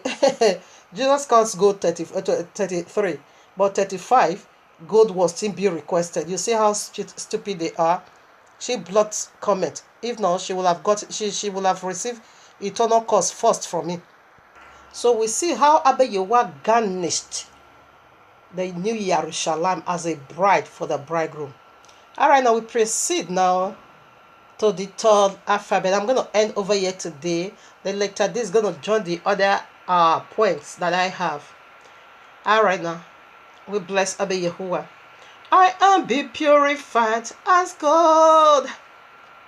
I am be cleansed. Orabasaya. Orabaseya, Orabaseya, yeah, yeah. Oraba, yeah, yeah. I am being purified as God. I am being tried as God, eh, as God, eh. Yeah, yeah, yeah, yeah. So now we proceed. You need to be tried as good. You need to be purified as good. You need to be cleansed. You need it. You need to be of a bitty work as good. You know what God passed through? Do the common research for yourself. That is how you need to be bitty as good. So right now we proceed now to the very third alphabet, L. Isn't L in this one called good? What did that good? What did that good for? What did it go for? Hey, my father has come again. He has come again. Bulebaya, buleba say, bulera yende, bulebaya ma santa labu, karibola seke, ma santa labu, bulebo say. Inorabayenti da buleyekeo, karibola sene, ima santa labu, bulebo say. So we go for the very third letter, L. What did it go for? Landlord is the lamb. Landlord, landlord, landlord, landlord, lord, land, landlord. Landlord is the lamb. The lamb holds the land. He holds the earth. You want to know how he holds it? Is the landlord, okay? The lamb is the landlord. Landlord is the lamb. This is the third mysteries of this work called good. Abba Yahuwah said he made all things for his own use. Do you think this is coincident? It might be coincident for you, but for me, no. Because he dig the mystery out of me. Gold. Gold. Inside this one called gold, you found the relationship of the father. You found the relationship of a wife. How you need to, deck your wife. You found the relationship of a kingdom. You found the relationship of the Ruach HaKodesh. You found the relationship of Gentile. And now we are going to dig into the relationship of Yahushua again. The very D is the heavy. The very D. Don't tell my father. I knew something has happened unto me. You my mockers. You're going to refer to this message. I know you, but I don't care. Keep mocking me. And also some people, my fans, my subscriber, thank you if you click like. I thank you for that. And also thank you that also dislike. All goes together. Everything works together for good. For them that love Yahuwah, whether you click like, I bless you, my family. You also dislike, I bless you for my family. You have your reason why you dislike. But let it be of a wise one. When you dislike with a light, therefore you're going to go darkness. I'm not angry at all. I bless you that click like on my YouTube. I also thank my new subscriber. Something is about to happen. She is the bride of Yahushua. Something is about to happen. If you see how people is running after me these days, the stars of Yahushua HaMashiach. This is the star of Abba Yahuwah, the very bride. Wait and see who I am. Robosha, I'm bragging to the glory of my Yahuwah. My new subscriber is the reason for this. So that make me joyful. Really. I thank Abba Yahuwah because he's the one that draw them nigh. Not to me. Excuse me, don't get it wrong. I'm just joking. Not to me, but to his message. He caught these people attention. If you see how people is subscribing to my YouTube channel, I entered YouTube about 2012, but I was not putting, it was fruitless. No message. Only of last year. Is it up to a year? Yeah, last year I was also putting people message. I don't want to put my own, disqualifying myself. I'm not good enough. I can't sing good. Maybe I can't speak good English to cut whatever, or to bring, intellectual people to come and be listening to my voice. Maybe I don't know how to speak good English. I was running away. I said, no, let me put it on Facebook. No, YouTube, because YouTube is, I see a lot of, I bet you what, go and put is it your message? Put it over there. Anyhow it comes, Just put it over there. You know, when I really started, I made a lot of mistakes. Some English. When I tear some English today, when you listen, you yourself will burst laugh. It's a new beginning, isn't it? Practice make perfect. This time you can also bear me witness that I'm growing, okay? Oh, Robo Shandayaba. I bless my new subscriber. I love you all. Both you that like and you that dislike, Yahweh bless you all. You that like, dislike, sometime will come when Abba Yahweh will also, make you to know that you don't need to dislike, you need to like, because it is the message from Abba Yehovah. It's fully loaded with eternal life, okay?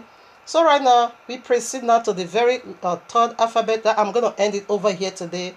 Landlord is the land. Yahushua is the owner of the land, okay? So let's get a precept and precept it. Okay, like what I was saying, I think, is it up to a year? I think it's last year, yes. It was last year I began to put my own message under my voice. I will just go and be downloading people that, really know how to knock this English. Not anyhow people, my brethren in the US, okay? I will just download, I start with Brother Judea. I will just download their message and put. People were listening to it, they knew this is not me. Yet I was not having no subscriber. Abba Yehovah said, go and, is it your message? Go and put my own message over there. Since I begin to put my message, family, I felt, I don't know, I said, does that mean I can also speak English or what? I'm joking. It's not all about English. It's all about the visions, okay? It's all about the mysteries. They have seen something unique in those messages. I was putting people message. I was not getting no subscriber. But immediately I begin to put my own message, especially this vision that is coming out these days. Oh no, it's like a river. If you see how people subscribe, they say, They might see something I myself didn't see. Okay? They have seen something I did it. Not English, okay? I'm sorry, Abba Yehovah, for saying that. Filthy English. In fact, I'm going to be speaking pidgin English now. but pidgin English, the reason why I can't do that, pidgin English can't go for international. It only goes for Nigeria. It can't go for international. Never will I speak pidgin English. Because Abba Yehovah's message is international. It needs to spread to the four corners of the earth. All right now. Genesis 1. The third alphabet, what did it go for? Landlord is the lamb. Landlord is the lamb. The lamb is the landlord. Landlord is the lamb. All right now. He holds the land. He is the landlord. Yahushua HaMashiach. Orobo Shandaya. In the beginning, Yahuwah created the heaven and the earth. And the earth was without form and void, and darkness was upon the face of the deep. And the Ruach of Yahuwah moved upon the face of the waters. And Yahuwah said, let there be light, and there was light. It was this is procreation. Who was the word? It was Yahushua HaMashiach. He used to do it all. He's the landlord. I just want to throw that, in it. Let's go now to the very, very open and simple one everyone can easily understand. All right, now here we are, Colossians 1:15-17 or 19. Who is the image of the invisible Yahuwah? Yahushua is the image of invisible Yahuwah.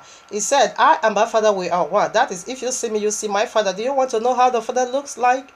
Look unto his Son. Therefore, you see the invisible. Say, Romans 1:20 saith, the invisible thing is clearly understood by the things made here on earth. That is by the visible. To understand invisible, you need to go to visible. Who is the image of the invisible Yahuwah, the firstborn of all creatures? For by him were all things created. All that are in heaven, that are in earth, visible and invisible. Okay? Whether they be thrones or dominions or principalities or powers, all things were created by him and for him. And he is before all things, and by him and all things consist by him alone. He did it all. He is the landlord. He holds it all. That is the author. That is the third alphabet of this word called good. How are you going to dispute this? How are you going to rationalize this? Do you think this is coincidence? Do you think Abba Yahuwah, just put all this? He said, you see already, whether English or whatever, he created it for his own use. He brings everything into existence. It's even principalities, demons. Do you agree? Of course, serpent, Jesus, devil, Allah. He created it all. Although he never made them to be evil, but they not turned themselves into evil. What can he do? He can do nothing. Whatever you desire, you have it. It's your problem. But the wise one will always go according to the will of Abba Yahuwah. Only the foolish one.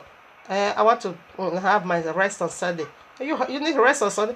They have it. That is judgment of abandonment. You need your rest on Friday Day, Friars Day. Have it. Jesus is your Savior. Have it. Okay, Sepe, you want to cut off from me? You don't want to be under me? No problem. Go ahead. That is the willpower. If you allowed him to abandon you, that is judgment of abandonment. You are only going to be waiting for but just one law to face the white judgment throne. Yes. It's dreadful, okay?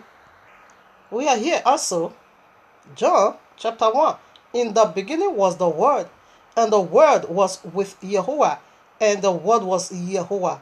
The same was in the beginning with Yahuwah. All things were made by him, and without him was not anything made that was made. Alright, in him was life, and the life was the light of men. Okay, he came into flesh because of you and me. Now we proceed now to 14. And the Word was made flesh, and dwelt among us, and we beheld his glory, the glory as of the only begotten of the Father, full of grace and truth. All right, now, so he made it all. You see it already. He is the landlord. That is why I'm still renting, living with, a set of group, everybody in their own rooms, okay? Now, what happened? The very owner of the house, some people will be calling the landlord. Before I used to take this nonsense, there was a place I was living. I was living alone with the lady, the owner of the house. The owner of the house. She took the house from the government. Her document is in the house. I rented a room from her. Now, what happened? So set a group will be calling, where is your landlady? I say, but before in those days, I used to do that. Even when I was also having an apartment, I rent out a room. And they will also be calling me landlord. I will also be, well, I see your landlord. I say, but when I now come to the meaning, to the deep things of Abba Yahuwah, no one is landlord. When I was also having an apartment, they will also say that, and I never knew. And when I also when I was also taking a room or take a room from somebody, they also call it the owner of the house. Government gave the house to. They will also be calling my landlord. I say, whether he or she. See, before I used to take that, but when I caught this vision, nobody holds the land. Only Yahushua does. Why should they be calling people landlord? You are not my landlord. Excuse me, you are house owner or caretaker. Steward of the house, because the house actually belongs to the government. It's not yours, but you rented it, your name is in it, and you now bring out a room for me. I took a room from you. You are not the owner of the you doesn't hold no lands. In fact, the house is not yours also. It belongs to the government, and we pay the house together. But you put your document, but we pay it together equal. We pay it together. There are some we pay together. There are some you need to pay for a room, just a room. But when you not take, maybe you both. Two people take apartment together, you need to pay together. Whether the person put his document or you, it doesn't matter. Okay? But there's when I call this vision, nobody is my landlord and nobody holds the land. It is Yahuwah. It said the earth is Yahuwah and the fullness thereof. It's not yours, excuse me. Yahushua holds the land. And this is the very third alphabet of this word called gold. Landlord is the land. It's Yahushua. Now you can read Revelation 4:11. He made all things for his own use. We don't really have so much to discuss about this. And Psalm 24, the earth is Yahuwah and the fullness thereof. So let me quickly see if I will be able to do the letter D. All right, let me quickly do that. Maybe in part 3, I can make a elaboration on it. can deliberate on it more if there's no room for that. Now, what did the deed go for? What did it go for? Did it simply go for diamond dwelling of Abba Yahuwah? Are you going to deny this? Diamond dwelling of Abba Yahuwah. Romans 1:20. The visible needs to unveil the invisible. Let's do that quickly before I run out of time. Here I am, Exodus 24, verses 10. And they saw the Yahuwah of Israel, and there was under his feet, as it were, a paved walk of sapphire stone, as it were the body of heaven in his cleanliness. You know, when Abba Yahuwah descended at Masana, he came down with his own throne. And that's what it said, his throne is sapphire. Also go to Ezekiel chapter 1. You will find it over there. How his throne looked like. Horrible Shandaya. Now 25, Exodus 25. What in Romans 1:20 saith, the invisible one will be unveiled by the visible. This is the ark of, this is the temple of Abba Yahuwah here on earth.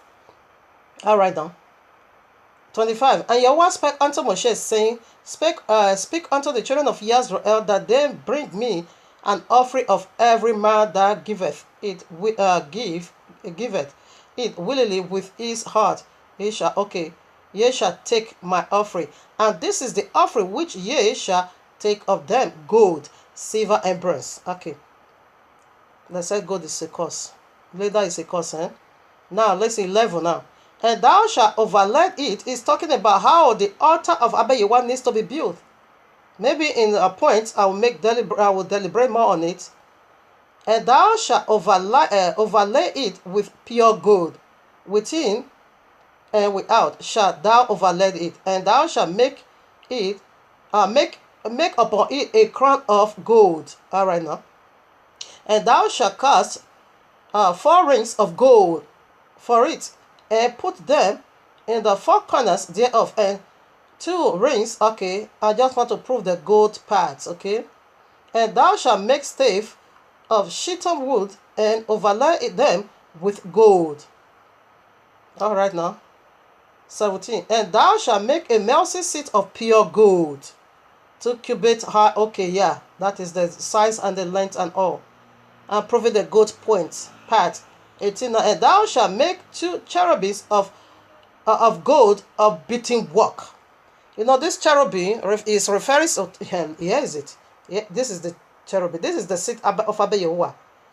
This is the mercy seat. Okay, this is the ark of the covenant. The mercy seat will be on top. This is the 2 cherubim, and these 2 cherubim must be of beaten work. Yahushua is the angel of the right hand to cover, and by then Jesus was doing this. You can see Ezekiel 28:11-19. He said you were covering cherubim, but he makes it, okay, because while he refused to be of a beaten work, and the 2 cherubim must be of a beaten work, but serpent Jesus refused to be beaten by the instructions of Abba Yahuwah. He said both must look to each other, but once cherubim turned his face from Abba Yahuwah, he now looked to himself. He now began to say, I'm going to make myself also like this. You see their covering, you see their altar, you see their mercy seat. It is Easter basket.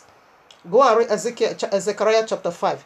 You're going to see their mercy seat over there. I'm going to make myself like the Most High. He said that 2 cherubim must be of pure gold, but of a beaten work. But once cherubim refused to be beaten, he turned his face. He said they must look to each other, but he refused to do that. He now looked to himself, turned his face from Abba Yahuwah. That was why he got, domination. Now we come to 24. And thou shalt overlay it with pure gold, and make thereto a crown of gold round about.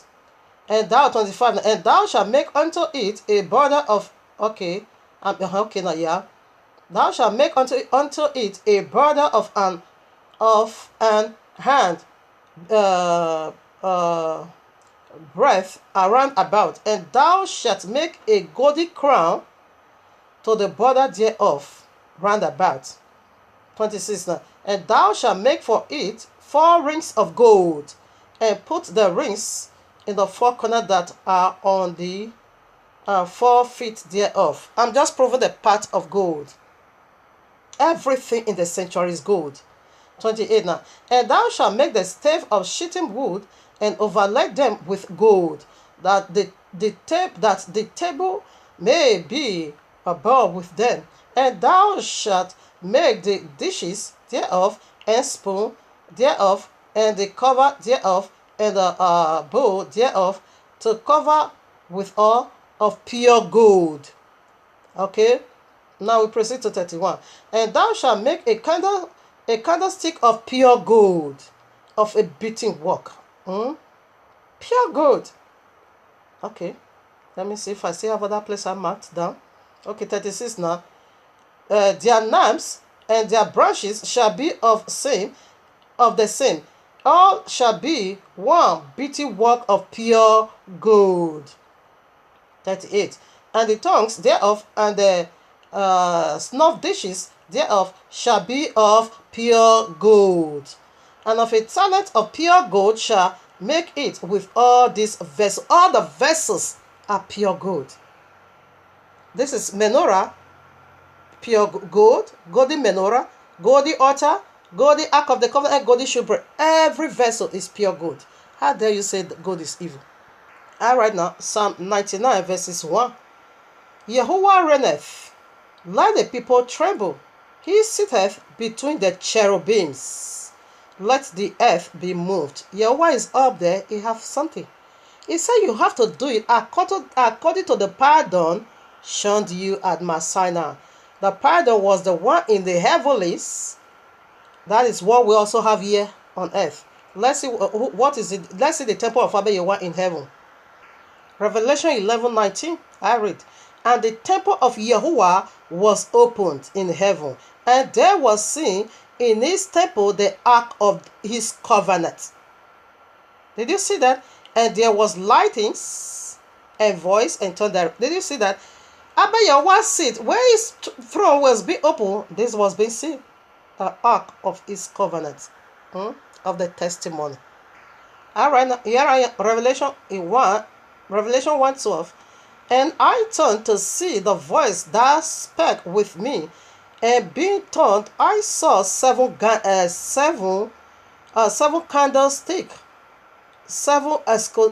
seven golden. I rebuke you, serpent, in Yahuah's mighty name. 7 golden candlesticks. And in the midst of the 7 candlesticks, this is it, the menorah. It's in heaven as well. Yeah, it's heaven, okay? John is being caught into heaven. To see what we have there, that is what we... He says it's the pardon. What we have there, we have here.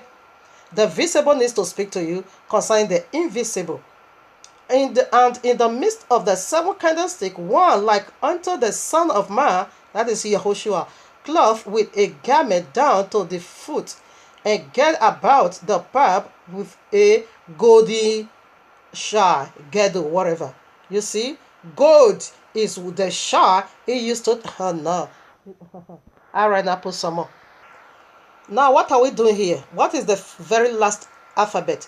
Diamond dwellings of Abba Yahuwah. Where he dwells, they are all precious, so they are all pure gold. Go to Genesis 2, 9, verses 9 to 14. There is a land, verses 10, a land filled with gold, with diamond, with precious stone, honest stones over there. And that is the dwelling of Abba Yahuwah. Yeah, Eden's garden is the throne of Abba Yahuwah. It is Abba Yahuwah's throne here on earth, located in the eastern part. Revelation 21, like I read already. I take it again. Verses 2 now. 21 verses 2. And I saw the holy city, the new Jerusalem, coming down from Yahuwah out of heaven, prepared as a bride adorned for her husband. Okay? All right now. And I heard a great voice out of heaven saying, behold, the tabernacle of Yahuwah is with men. Okay? And he will dwell with them, and they shall be his people, and Yahuwah himself shall be with them, and he shall be their Elohim. What is the very last alphabet? Diamond dwellings of Abba Yahuwah. Now verses 10. And he carried me away in the spirit to a great and high Monty showed me that great city, the holy Jerusalem, descending out of heaven from Yahuwah, having the glory of Yahuwah, and her light was like unto stone most precious, even like a jasper stone, clear as crystal. You see, even the light. You see it? Now, verse 15. And he that talked with me had a golden reed to measure the city. Even the rod to measure it is gold. When you also go to Genesis 4, Revelation 4, even the 24 elders, they all have a golden crown. There is golden altar. We'll see that in points. Listen now, verses 18. And the beauty of the wall of it was of jasper, diamond dwelling of Abba Yahuwah, and the city was pure gold, like unto glass. Did you get that? Mad people. Jesus people, they are mad. 19. And the foundations of the wall of the city were garnished with all manner of precious stones, uncountable. Now we go to 21 for the sake of time. And the 12 gates were 12 pearls. We also have pearls. You're not going to use it, isn't it? Every several gate was of one pearl, and the street of the city was pure gold, as it was transparent glass. Now 22. And I saw no temple therein, for Yahuwah Almighty, for Yahuwah Elohim Almighty, and the Lamb are the temple of it. This is their dwelling. It is full of gold, precious stones, and all kinds of. Oh no. And okay now. So Linda, you said God is evil. Margaret Amore, all these deeper love mad people, you said God is evil. Alright, now we see it. It is the dwelling of Abba Yahuwah. This is how they blasphemed, okay? 27. And there shall in no wise enter into it anything that defileth, neither whatsoever worketh abomination, or any or maketh a lie, but they which are written in the last book of life. So God is not evil, because if it is evil, it cannot enter the holy city.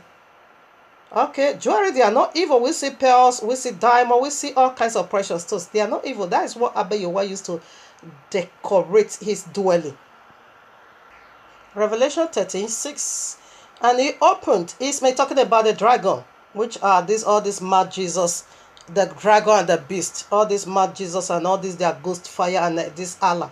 And he opened his mouth in blasphemy against Yahuwah, to blaspheme his name and his tabernacle. What is tabernacle? It simply means the dwelling of Abba Yahuwah. This is how they blasphemed the dwelling of Abba Yahuwah, calling God evil, property of Satan, and them that dwell in heaven. This is how you blaspheme. These are all they that dwells in heaven. The angel, the 24 elder, you blaspheme them because they have a golden crown. Yahushua have a golden shine. Every angel have a golden reed or trumpet. There is a golden altar that we are going to see in the points. Okay, what that golden altar is for you and me. We'll check that out in point that, third day of the week or midst of the week. So this is how they blaspheme Abba Yahuwah's tabernacle. You call it God evil. This is how you blasphemed, okay? Anyway, you are not coming in. You are already be given to salt. So with Exodus 5, there we see the golden mercy seat, golden ark and mercy seat. Exodus chapter 5. Exodus 26, there we see the temple service, okay? It's all about the temple instruction.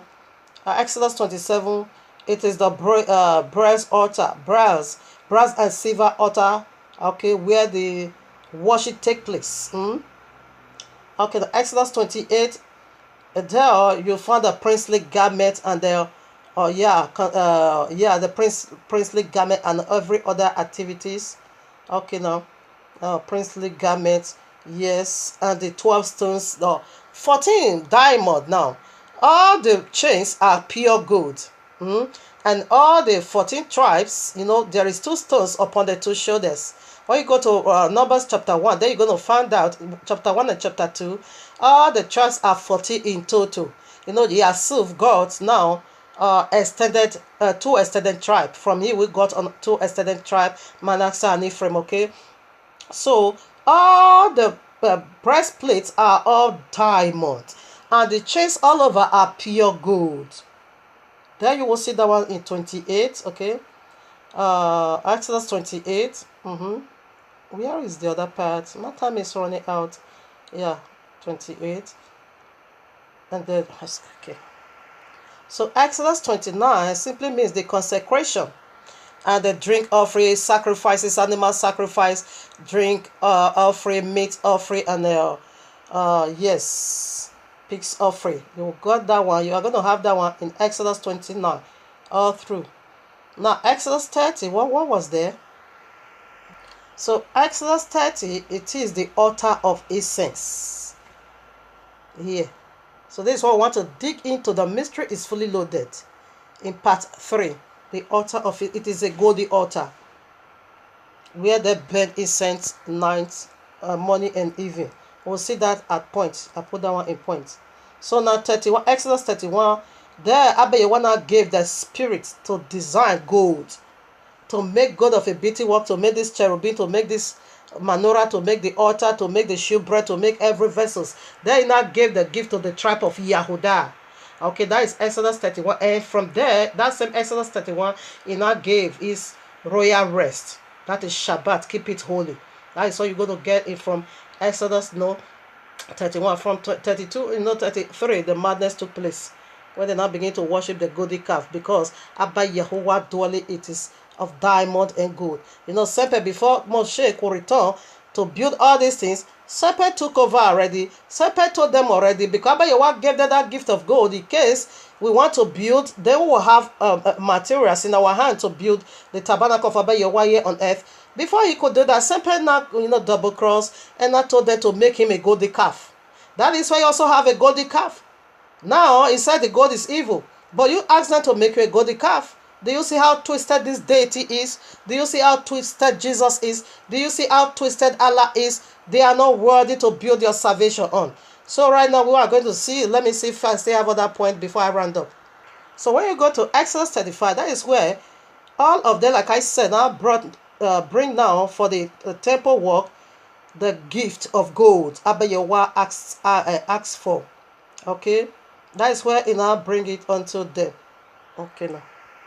Like all these mad people, Jesus and their madness, and all this Linda, all this, I forgot, there were so many that time I was listening to, and all this Margaret Amore that said good is a curse. Jesus said they have caused ghosts. Jesus said he caused good at Exodus 33, where they now make the golden calf. But when you got now to Exodus 35, that gold was brought, and that is what we use to make all these items.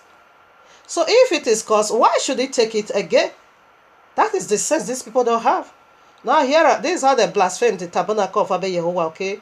Joshua 7:11. Shall Yisrael had sinned, and they also have transgressed my covenant which I commanded them, for they have even taken of accursed things, and have stolen, and assembled also that they have put it even among their own stuff. Do you know what happened? These guys told, because Jericho, if you rebuild, it is a curse. Now, when Abba Yahuwah said, don't touch any of their property, don't do it, then a guy from the tribe of Yahudah now went to go and stole. He stole it. He stole it.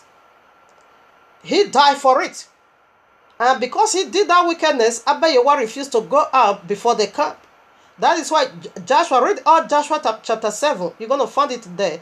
That was why the enemy of Joshua now, prevailed against him. Joshua now said, no, something is wrong somewhere. What has happened? Then Abba Yahuwah said, go and read it, it's so amazing. This is what happened. There's some here in the camp have a cursed thing among them. That is why I did not go out with you. That is why your enemy defeat you. So now, if God, it is a cursed thing, why should we find it in the temple of Abba Yahuwah, even in the heavenlies? We see it all through. God is everywhere. So why should we find it over there? Because a cursed thing meant not to be among the people of Yahuwah. He meant not to be in the presence of Abba because it's a cursed property. Jesus said he has cursed goat, as Margaret Amore said, that the day they make that golden calf, that is the day Jesus said he cursed goat. Now, that same goat that Jesus said he cursed, we found it all through in the temple of Abba in heaven, here on earth, even the golden altar. That's what I want to reveal. I'm done with this very part, family. Stay into. I'm going to finish the part 3 not many days from now. Shalom, family. And as I touched the hem of his garment, healing overflow, blessing overflow, wonders overflow, glory overflow, for I am betrayed as gold. Yah is my shepherd. Why should I want? Why should I lack? I am be refined as gold. I am be tried as gold. Yeah. I am be purified as gold. God passed through fire. God passed through Ezai. God passed through oven. I am be refined as gold. I am betrayed as gold, yea. I am of a beating work as gold, yea. God passed through fire. God passed through Ezai. God passed through oven. Nerebo say, Nerebo yantu, Nerebo day, Nerebo say, I am betrayed as gold. Barabo shema, Naraba yantu, Naraba say, this is who I am. Yeah, is my